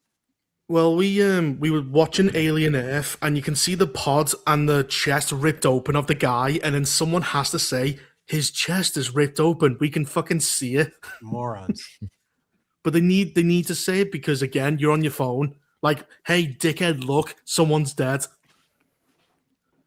That's a sad thing. No, it is. It makes the dialogue so heavy-handed and just awful. So much exposition you don't need.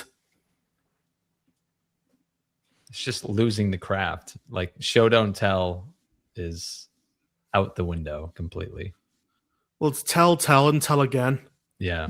Well, absolutely no confidence to maintain the audience interest. That's crazy to me. That should be your goal. It shouldn't be like, oh, can we get an action scene immediately so people stay tuned in? What about building up to that shit? Like, actually taking your time, make it meaningful. It's they've lost just these basic fundamentals about storytelling. I do think there's Sorry, go on. Yeah, with reiterating the plot 3 to 4 times, it's something that I've been noticing for like the last 3 to 4 years or so, where I'll be watching a movie and watching it like when I was growing up, and I'm looking at the character and how they're acting. I'm like, wow, that guy looks really sad. And then the person in front of him is like, you're really sad. You're sad, aren't you? It's people just coming and listing off their traits like a resume, and describing everything about them so we can get filled in on their character, rather than us actually seeing those things organically through their actions. And it's just such a like I said, if you don't understand how important that is to characterization, then like you can't be telling stories. One thing I do think that has to be said is that this is the streaming service problem, because people will pay money to see, I think someone in the comments said it, Oppenheimer. That's a 3-hour movie, which quite slow as well. Because once you're in the theater, you've paid your money, you're there to see the experience. But when you're watching a Netflix movie, you're on your phone, there's people running around your house, there's a bit of problems. So, like, I do think this is a problem that does affect the streaming service in particular. Plus, Netflix, it's kind of like YouTube. There's thousands of videos, so it's like I don't have time to keep flicking through these movies. Like, I need something that I think is good straight away, that I'm going to commit the next 2 hours, which is a problem I think is entirely focused on the streaming service, because theaters don't have this problem. No, you're plugged in when you go to a movie theater. Yeah, you're much more locked in, but yeah, I get that point, but I hate the idea of separating. Oh, there's movie films and then there's streaming films, like they're lesser stories, and we shouldn't pay attention to them. No, storytelling should maintain its quality no matter the medium, and like no matter where you're watching it. But they just that mentality is just going to screw everything up. But it's the casualness of putting it on. Like, you haven't paid to see, like, this film, they're doing the RIP or whatever. Mm-hmm. That's just on Netflix along with hundreds of other things. I need to know if it's good in the first 5 minutes. Do I commit? Because there's a lot of shit on Netflix. So many options. So it is like you've got... Yeah, but like people have got to commit. It's like Squid Game. People waited on it, like, because, and then it became like a cultural thing, and then people watched it. Mm-hmm. So like that's the problem, is the streaming service, like the way you take it in your couch, in your living room, is a problem, because again, you have too many distractions around you. Well, the problem with the distractions too is that people will still have those habits when they're in the theater, like using their phone and talking to each other and stuff.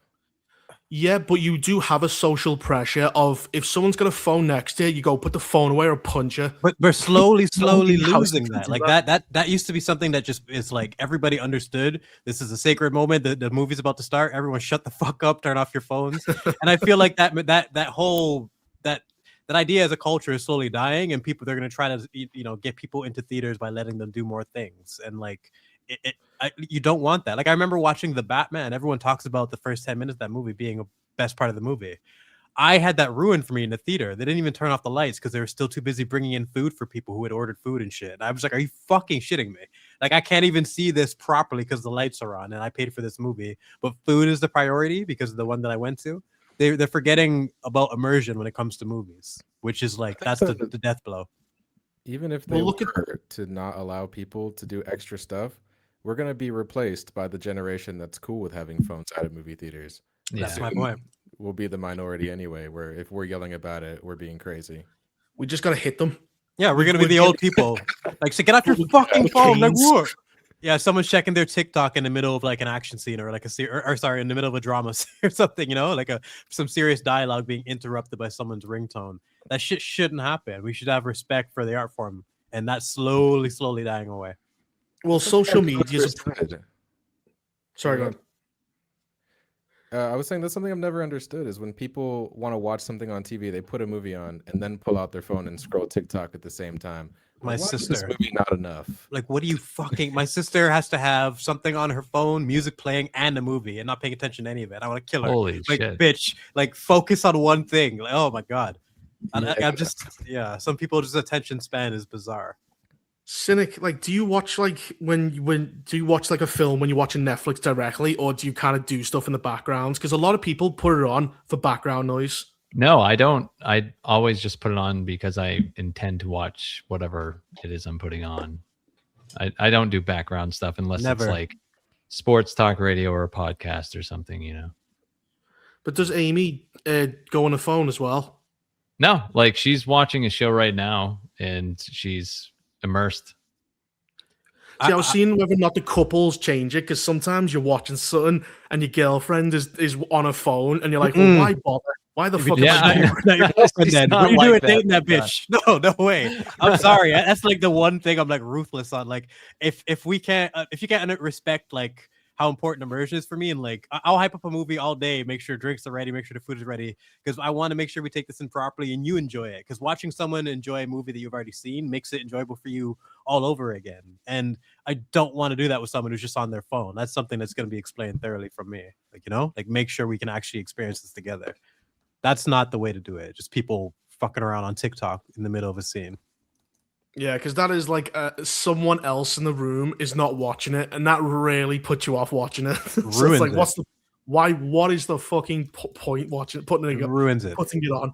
Exactly. Like, I'll give you an example, Reaper. Like, two of my friends traveled to my place for the Attack on Titan. You know, the reveal with Eren and the Marley with like Reinar and shit. Like that reveal was for everyone who shits on the ending. That reveal was fantastic. And they always tell me they came because they knew I'm the best for reactions for things like that. And I didn't realize that was him. So in the middle of like biting a pizza slice, I paused and realized what I was watching and just gave them like that perfect, like, holy shit moment. Because it's so fun when you can actually get someone to experience that with you and you have the right person for it. Not spoiling anything. Calm down. Someone in the chat. The show's been over for a long time. It's been over for a long time. But yeah, it's when people don't understand that you want to enjoy that with them, they're not even paying attention. It just sucks. I saw Fellowship of the Ring this weekend in theaters, and it was packed. And I at first was super stoked that it was going to be a real theater experience with people. And then as soon as I sat down, I realized how much I fucking hate the theater experience, because there was this couple and they were talking, and it just blew my mind that they thought it's okay to talk during a movie. Oh my God. And like, I really will be that guy when I'm older. Like when I was living in Nashville, these teenagers were kicked out of the theater, and I stood up and started clapping, and they looked at me, and I was like, oh my God, I'm going to get jumped and my ass is going to get kicked by a bunch of teenagers in the parking lot. But no, the theater experience fucking sucks if it's a packed theater. That's why people stay home now. Like it's kind of archaic. But sometimes you get the opposite of that, where everyone is completely locked in. Like I remember watching Joker, and you can hear a pin drop. Like we're just watching this performance, like no one wanted to breathe loud even. Yeah, but I think the experience has changed in just like 5 years. I wonder how much of it is the COVID thing, because I was just trying to think while you were talking, like when is the last time I would have had what I would call like the proper cinema theater experience? I don't think it has happened since COVID. Like everything that is objectionable about the way other people in theaters are has been way more notable since that. Like 2019, fine. After 2021, shit. And it's, you can understate how much like that social convention can just be destroyed so quickly when people are prohibited from going to this place for a couple of years, and they get out of the habit, and they get also out of the habits that you are supposed to abide by when you're there. Then you come back and all of a sudden it's just entirely different. Plus all like the younger generation who came up without the formative experience. And so like their first big theater experience is Minecraft, because they didn't have, like they weren't around for it properly. Like Avengers. Yeah, exactly. And like all of a sudden it's no longer about what it used to be. It's just changed in that short period of time. And that's because the social convention was just trashed for 2 years. That's such a good point. My introduction to the theaters was Jurassic Park. Some kid out there, their introduction was fucking Chicken Jockey. I didn't even think about that. You're screwed. You're fucked for life at that point. There's no respect for what the theater is supposed to be. Because like you have those moments. I still remember watching Helm's Deep with my mom. I remember where I was sitting. I remember being like, holy shit. Like, let me just enjoy this, because this is easily going to be one of the craziest things I've ever seen in the theater. And just that, you just don't get that unless the entire theater is locked in and understands what they're watching. Well, you also don't get a Helm's. You also haven't had a Helm's Deep. Like, when was the last time you had something as like awesome as Lord of the Rings? The closest thing to Helm's Deep I will ever say would probably be Hard Home, in terms of like getting that mix of fantasy, medieval, and horror. But then we never got anything close to that ever again. So I think of like some of my favorite battles in terms of tone is like Helm's Deep, Hard Home. Those are two of the ones I just adore. In terms of the scale of the thing and like how it impacts the cinema experience, like you've had Avengers: Infinity War and to a lesser extent Endgame both have those moments where everyone is supposed to be enraptured by what they're seeing on the big screen in front of them. And obviously the Lord of the Rings is currently out again at the cinema, so like you can sort of note the difference in how people react and how they engage with the experience watching the Lord of the Rings re-release compared to how they watched it when it first came out, assuming they were old enough to do that. And it sounds like even that was different. If you've got people talking their way through Fellowship of the Ring, they should be shot. But I don't think they would have been doing that when the movie first released, because people have changed and not for the better. Do you think the COVID pushed people to go online a lot more? And because people are online, they're more willing to show off and be dickheads. Like chicken jockey, like bringing a chicken to the theater is only done for social media. That would never happen. Viral. That wouldn't happen in the 90s, early 2000s. It just never wouldn't. You just wouldn't be a need for it. Like you said, everything is about going viral and getting clicks online. Not actually. It's all about the memes. It's all about the memes. Yep. Assholes. Yeah, it sucks. I just wish I don't know what the solution is, and that's the most frustrating thing about it is we got these TikTok generation kids. The easy solution actually is good stories. Like great storytelling will get people back in theaters and will get people off their phones. But I don't know. That is the hope. Shut them up. Then they'd sort of have to recognize and be able to recognize what a good story is, and in a lot of these cases, I don't think they can. Exactly. Discipline is what they need. Kick noisy people out of the theater, socially shame young people as much as you possibly can, bully them, and confiscate their phones until they turn 18. Like you can do things to shape the young mind, which don't. They have to be shamed. Them. Shame is the only key, is the key to everything, right? Now. Shame work because like people go online and you get famous for like Vaush was watching horse cock porn, and now that didn't destroy him. Destiny was sending pictures of himself blowing guys to people, and that didn't destroy him. Like shame doesn't work. Yeah, shame doesn't work anymore. Like how many people get famous by screaming and acting like retards? You need to physically hit them. That's the only thing that stops them is breaking their ankles like Misery. But no, like you can't do that. That's against the law. But shame, I don't think shame stops people. They don't have shame anymore. They actually see embarrassment as lucrative in terms of social or financial credit. Yeah, that like John extreme levels of anxiety, and I'm wondering whether we can use that as some kind of psychological warfare against them. Like they have weaknesses. It's just we need to learn how to properly exploit them. I think they're just liars. I have anxiety is when they throw a brick through your window and then they get caught. You go, oh no, my anxiety is that's not anxiety. That's you trying to get out of a crime. Everybody uses it as an excuse. Just flip it over like a trap card every single time. Like you've got it. Like you bring back capital punishments where like a guy comes at you, throws a brick through your window, you fucking lob his hand off. That would actually work.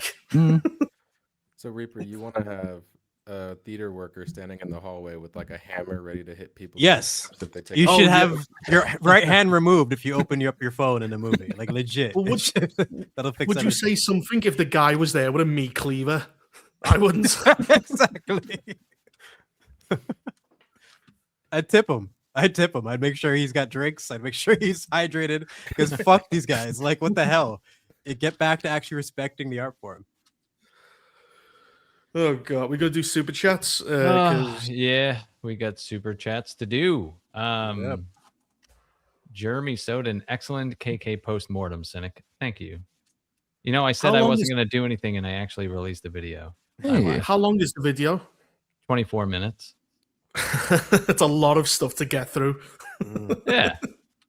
Make it concise. It's just lovely to know that it's not going to get any better.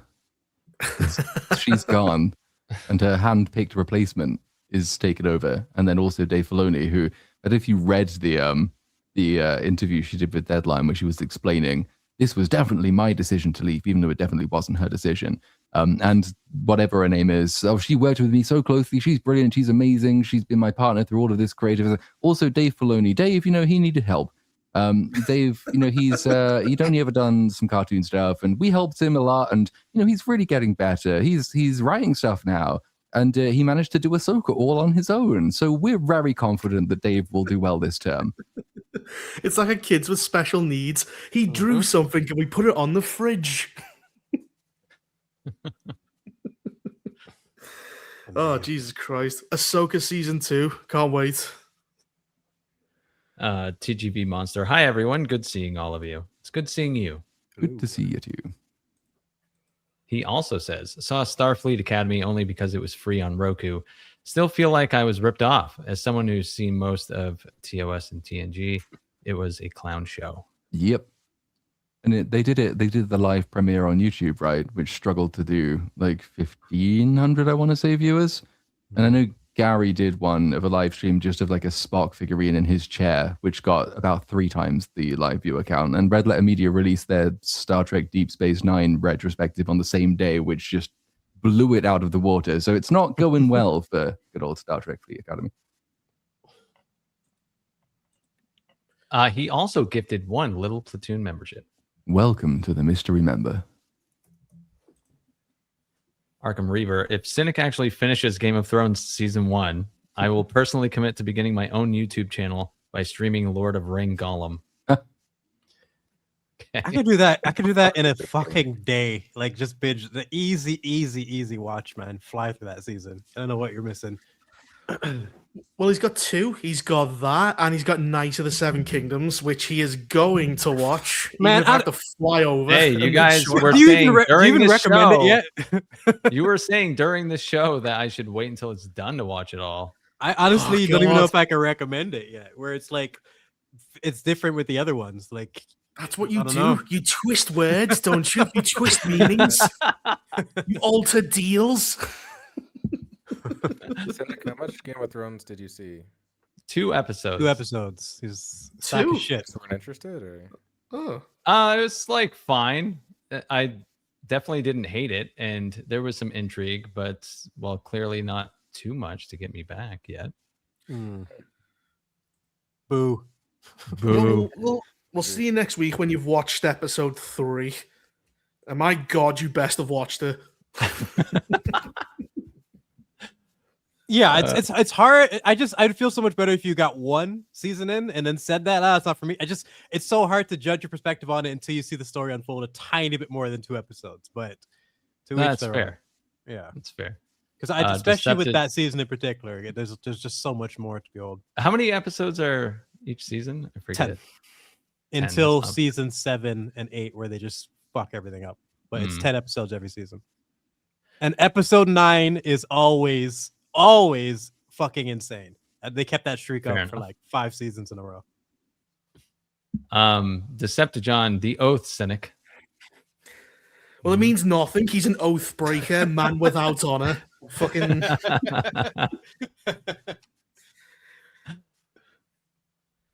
He's Jamie Lannister without the heroism. No, the golden hand. If I'm already without honor, there's no point in watching the show. No, still. Well, I there can't is a regain my point. honor. There is a point. We had a deal, Cynic.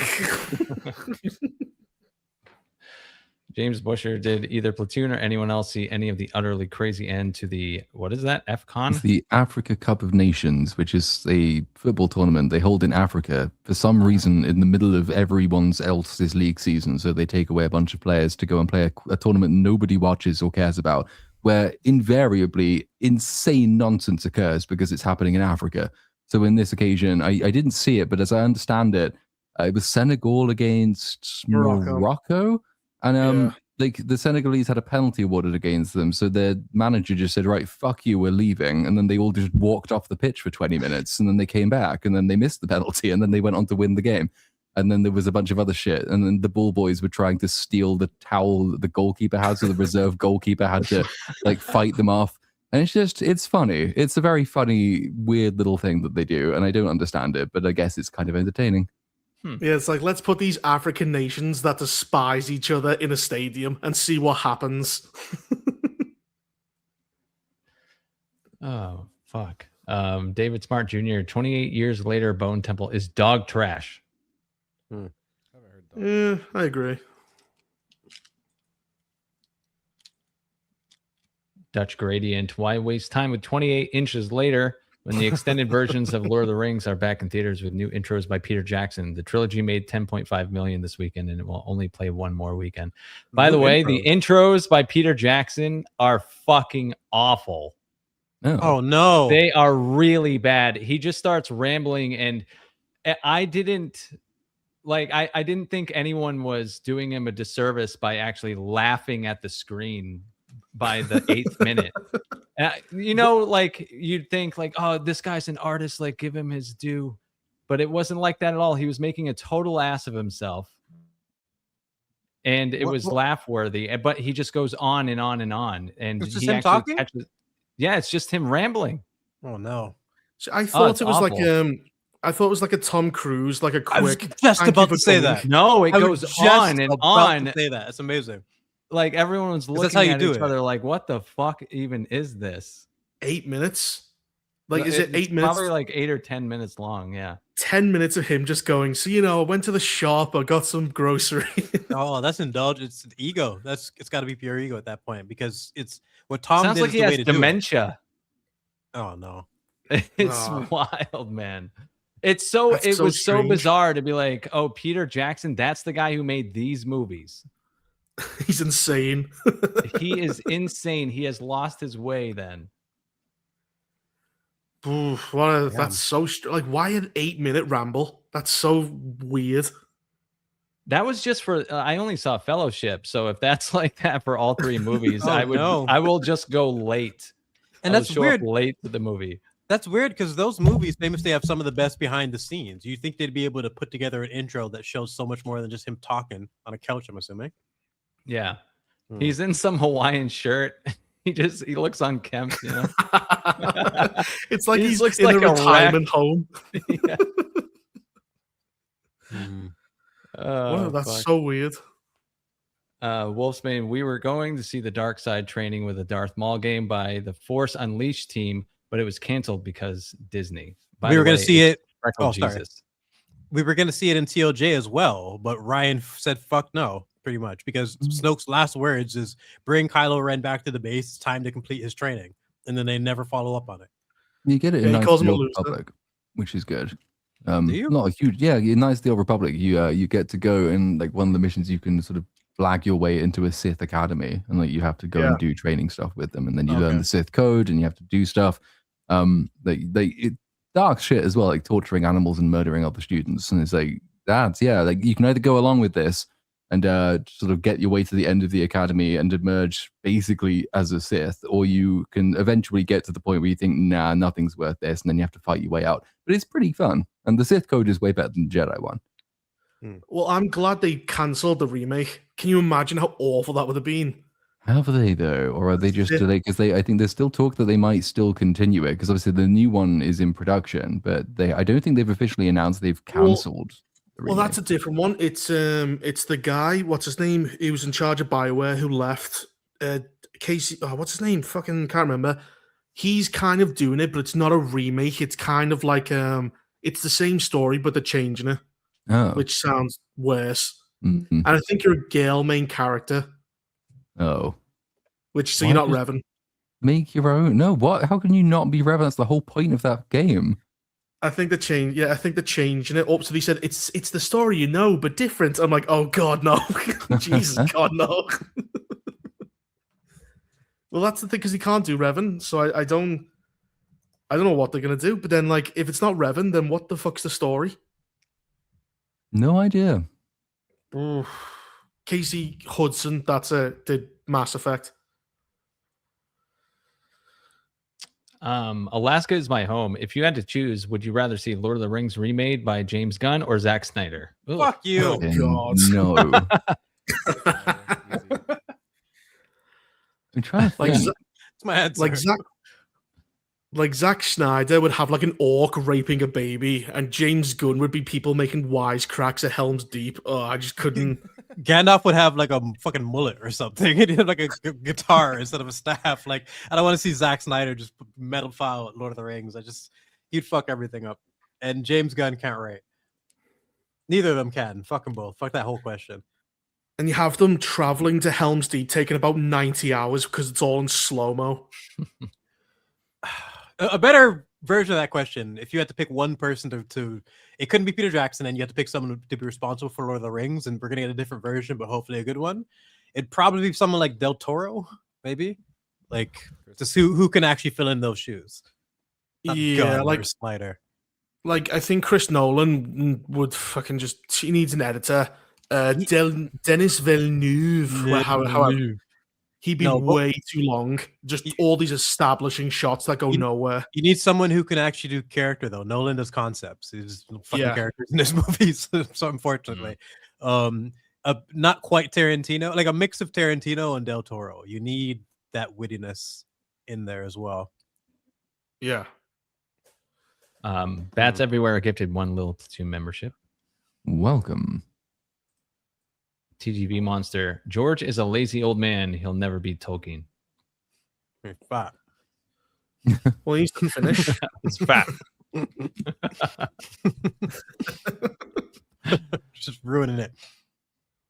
Well, the problem is the show is the priority. I don't think he cares about the books as much anymore. Yeah. How can he? I think So money is where all the the money is. priority. It's kind of what he And said al- about in that interview when he was asked, because he still enjoys the world building side of it and the side stories. Like he likes the Drunken Egg stuff, but he just does that. He feels more like Frank Herbert with Dune when it comes to the main thing, which is quite revealing. Because Herbert didn't ever finish either and got sick of people asking him to make more Dune stuff, and then that's the direct comparator to Winds of Winter in George's case. So yeah, it's I at this point very surprised if we ever see it, which is a shame. You But should we'll just- definitely see more Duncan Egg and Fire and Blood too, and the other thing, and the other thing too. And they'll all end in disgrace. The only I don't give them the sympathy anymore, but initially the only thing I give him a little credit for is like he watched the entire world react to a version of his ending, and then to go and get the motivation to go and write that same version again and try to do it better, almost impossible. And then try to rewrite it completely, almost impossible. Like I have no idea what he actually wants to do, but the way he's handled it, just stringing people along, it's pissed me off. I wish he just said years ago that I don't have it in me anymore and gave it to someone else, like the dude who did the Fire and Blood series, so whatever his name is. There's people around him that can actually continue these stories, but he's such a greedy fucker that he's just keeping us all strung along, like pretty much, man. I think Plus, he it's like it must be kind of like sad. Sorry, go on. Yeah, he really likes the popularity. Like if he says, "Yeah, I'm not going to write this anymore," he gets a lot less attention. But as long as people keep harassing him about it and people will keep reading his blog, he'll get If he said he's not going to make it, nobody would care anymore. But the fact that there's still diehards out there hoping that he will, he's going to monetize off that. He's going to benefit from it. What must be kind of sad though is that like people go, "You're gonna be dead soon, George. Write the book," and you're like, "Whoa, Jesus!" Exactly. Everyone constantly reminds you you're gonna die in like the next 2 years. Finish your fucking book. It's like, oh, and then not just that, you're rewriting everything because the ending's so horrible.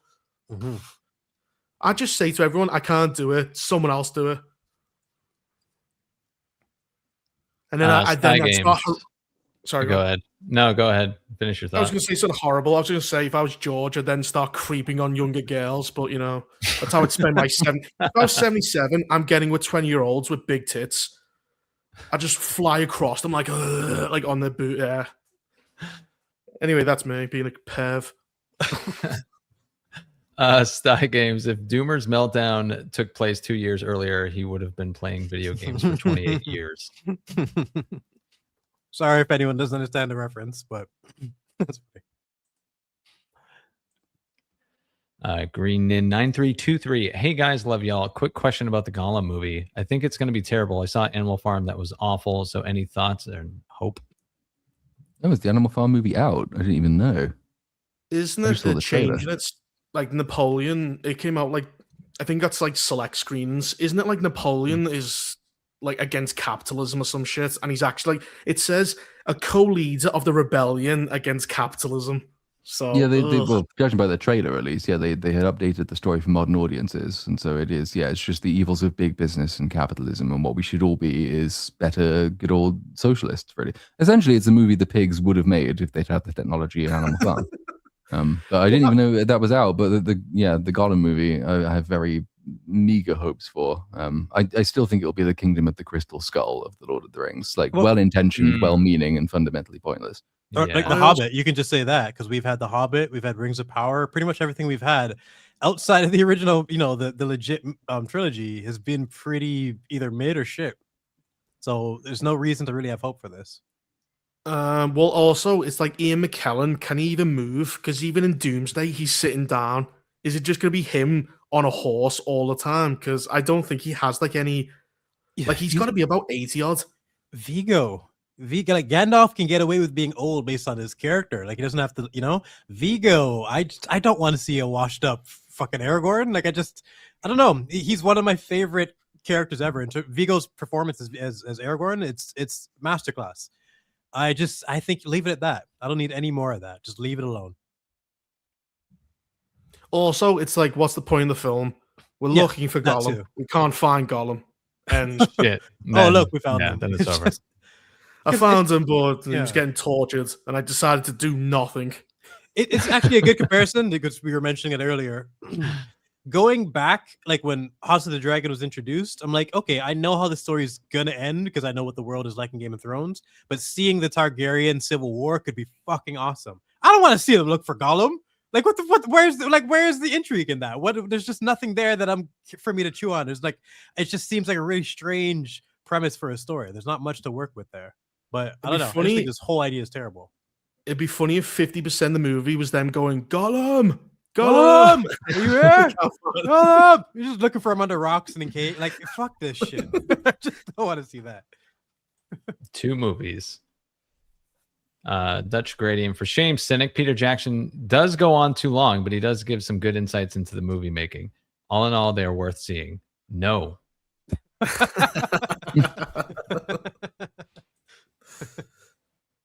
No.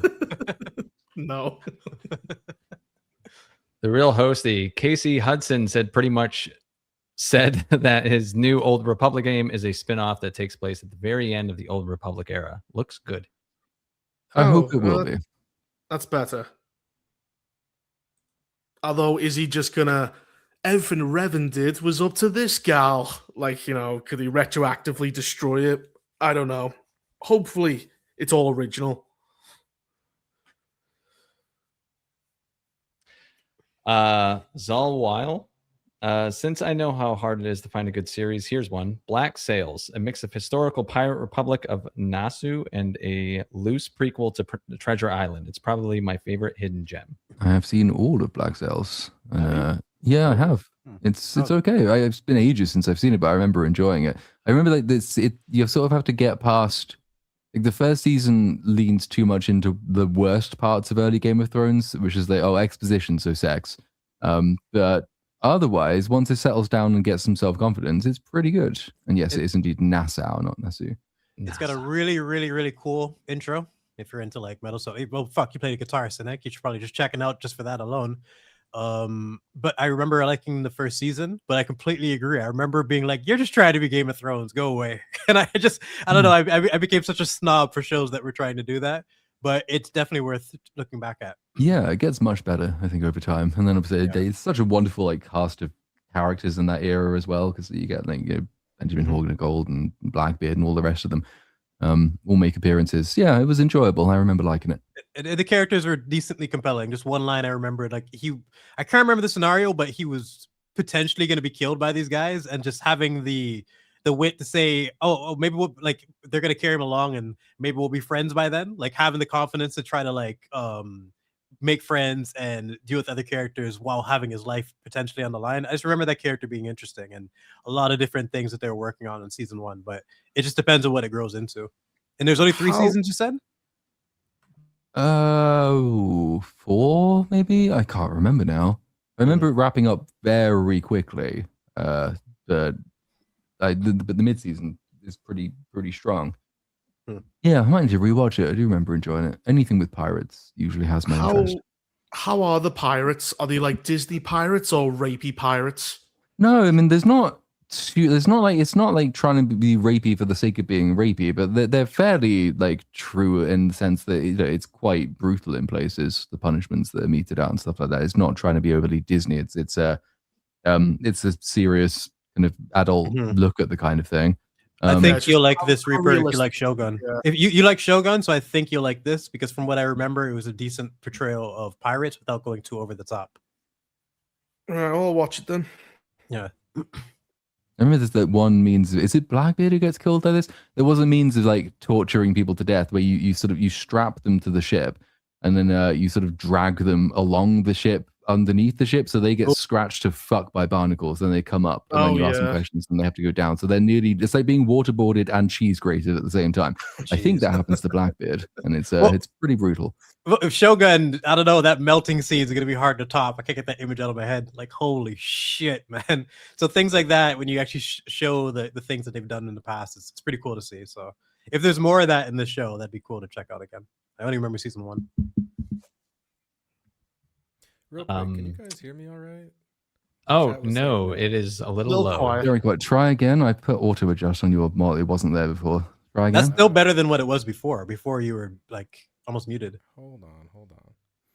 Okay. So Start screaming. Do you hear me? Yeah, Much but it's better. very quiet. What's your Windows mic setting on? Because mine tends to like automatically adjust itself down for no very good reason. Let's take a look. I can. Mine will boost just jump this to the end, max. I have to manually set it. Yeah. Well, so you guys. So I You're have a quieter. focus right here. Quieter. Now? That's better. That's better. So my gain is pretty high. There's no pop in here.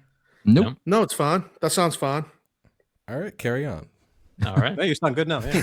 Yeah, you sound I've good. turned you up on the back end manually as well, so hopefully that will help. I appreciate it. He starts talking, and it's like, that's the end of the show. I know. Good timing. bro. Good timing. Good timing. I didn't know. The real hosty, George hasn't finished the Dunkin' Egg books.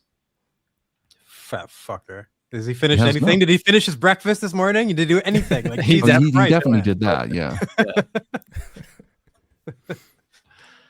Mexi Rage got to rewatch Lord of the Rings in the theaters. All the movies, and God, I loved it, especially Helm's Deep. My theater was so quiet leading up to the battle. Great time. That's what I mean. There's times where people just know this is where we shut the fuck up. I'm glad that's you had a slowly good being time, lost. man. Because I didn't. Well, you know what's weird is everyone keeps going, we're going to do Helm's Deep, and then no one can put the army behind the walls.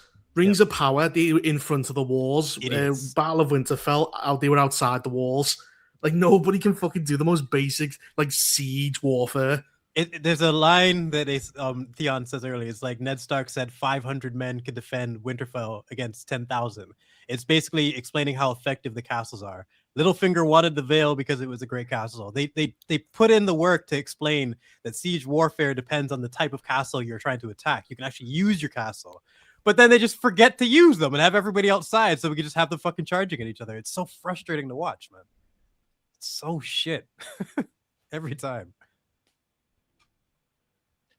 Well, that does wrap it up for the super chats and I guess for the episode today. Glad I got my mic fixed now. Yeah, right at the end. Perfect timing. Yeah. Perfect You should timing. write down what you did because you'll forget again. Yeah. Next time you come up. Well, I will go around and thank the panel. So here's your chance to use that awesome sounding mic, Ceenami. What are you up to, my friend, and where can we find you? You know, I don't want to say making music after the problems with the mic, but making music. I am a producer. I've been traveling around a lot. Just got back from Korea and Nice. just working on K-pop now, believe it or not. I'm sure. I know Platoon loves K-pop, right? I know of it. Yes. I'm not an aficionado yet, but I need to watch Demon Hunters at some point. Yeah, but just making music. So, you know, subscribe to my YouTube channel. Follow me on Instagram. See what I'm up to. Appreciate It's it, in the guys. description. Yes, sir. Reaper, are you releasing anything soon? Maybe. I mean, Maybe. Oh, maybe. well, I was trying to do all the Fallouts together, but as I wait, another episode comes out. So I've voiced 4, but then episode 5's out, and 2. So I don't know whether or not just to start releasing them or wait and kind of release them as a cluster, or probably do the third thing, which is not release anything. I'm just gonna wing it. I won't watch any more Game of Thrones until you hit 100,000 subscribers. Oh, fuck off. I've been on 90. You're at like 99 99.9. And I'm You're like just sitting there. If I just did work, I would actually cross it, but I can't be bothered. He's been sitting at like it feels like, I don't know, 99,000 for a year. Pretty much. Doesn't care. And I will never, ever cross that finish line. We'll get there. Just put in the thing. I can't wait, though. When I get 100,000, I'm just going to turn to a right prick. I'm going to go, who are you talking to me with less subscribe? I'll just look down at Jedi and go, who are you? Sorry, who are you? You already have more. What do you mean? Yeah, but we've got 5 figures. Once I get to 6 figures, I'm going to go, I'm sorry, who is this peasant who walked into my chamber? You know what it is? Having the stupid tag when you're in live chat so people can actually see your name, whatever that thing is. Because you get that at 100K, right? The check mark. Yeah. That's it. That's the plaque and the check mark. That's all we're in this for. Yeah, I'm just going to take a picture of it. We all put our plaques on, but Brooke. Just do that before him. Oh, fuck sorry, do you have the King's silver? Oh no, you don't. You can't be here. You just mentioned it, and I've just now realized I have no clue where mine is, and I don't know where it's been for months. Because it lived on my old setup, and I've had a new desk for ages, and it's gone. Where the fuck is it? It's probably propping up the desk.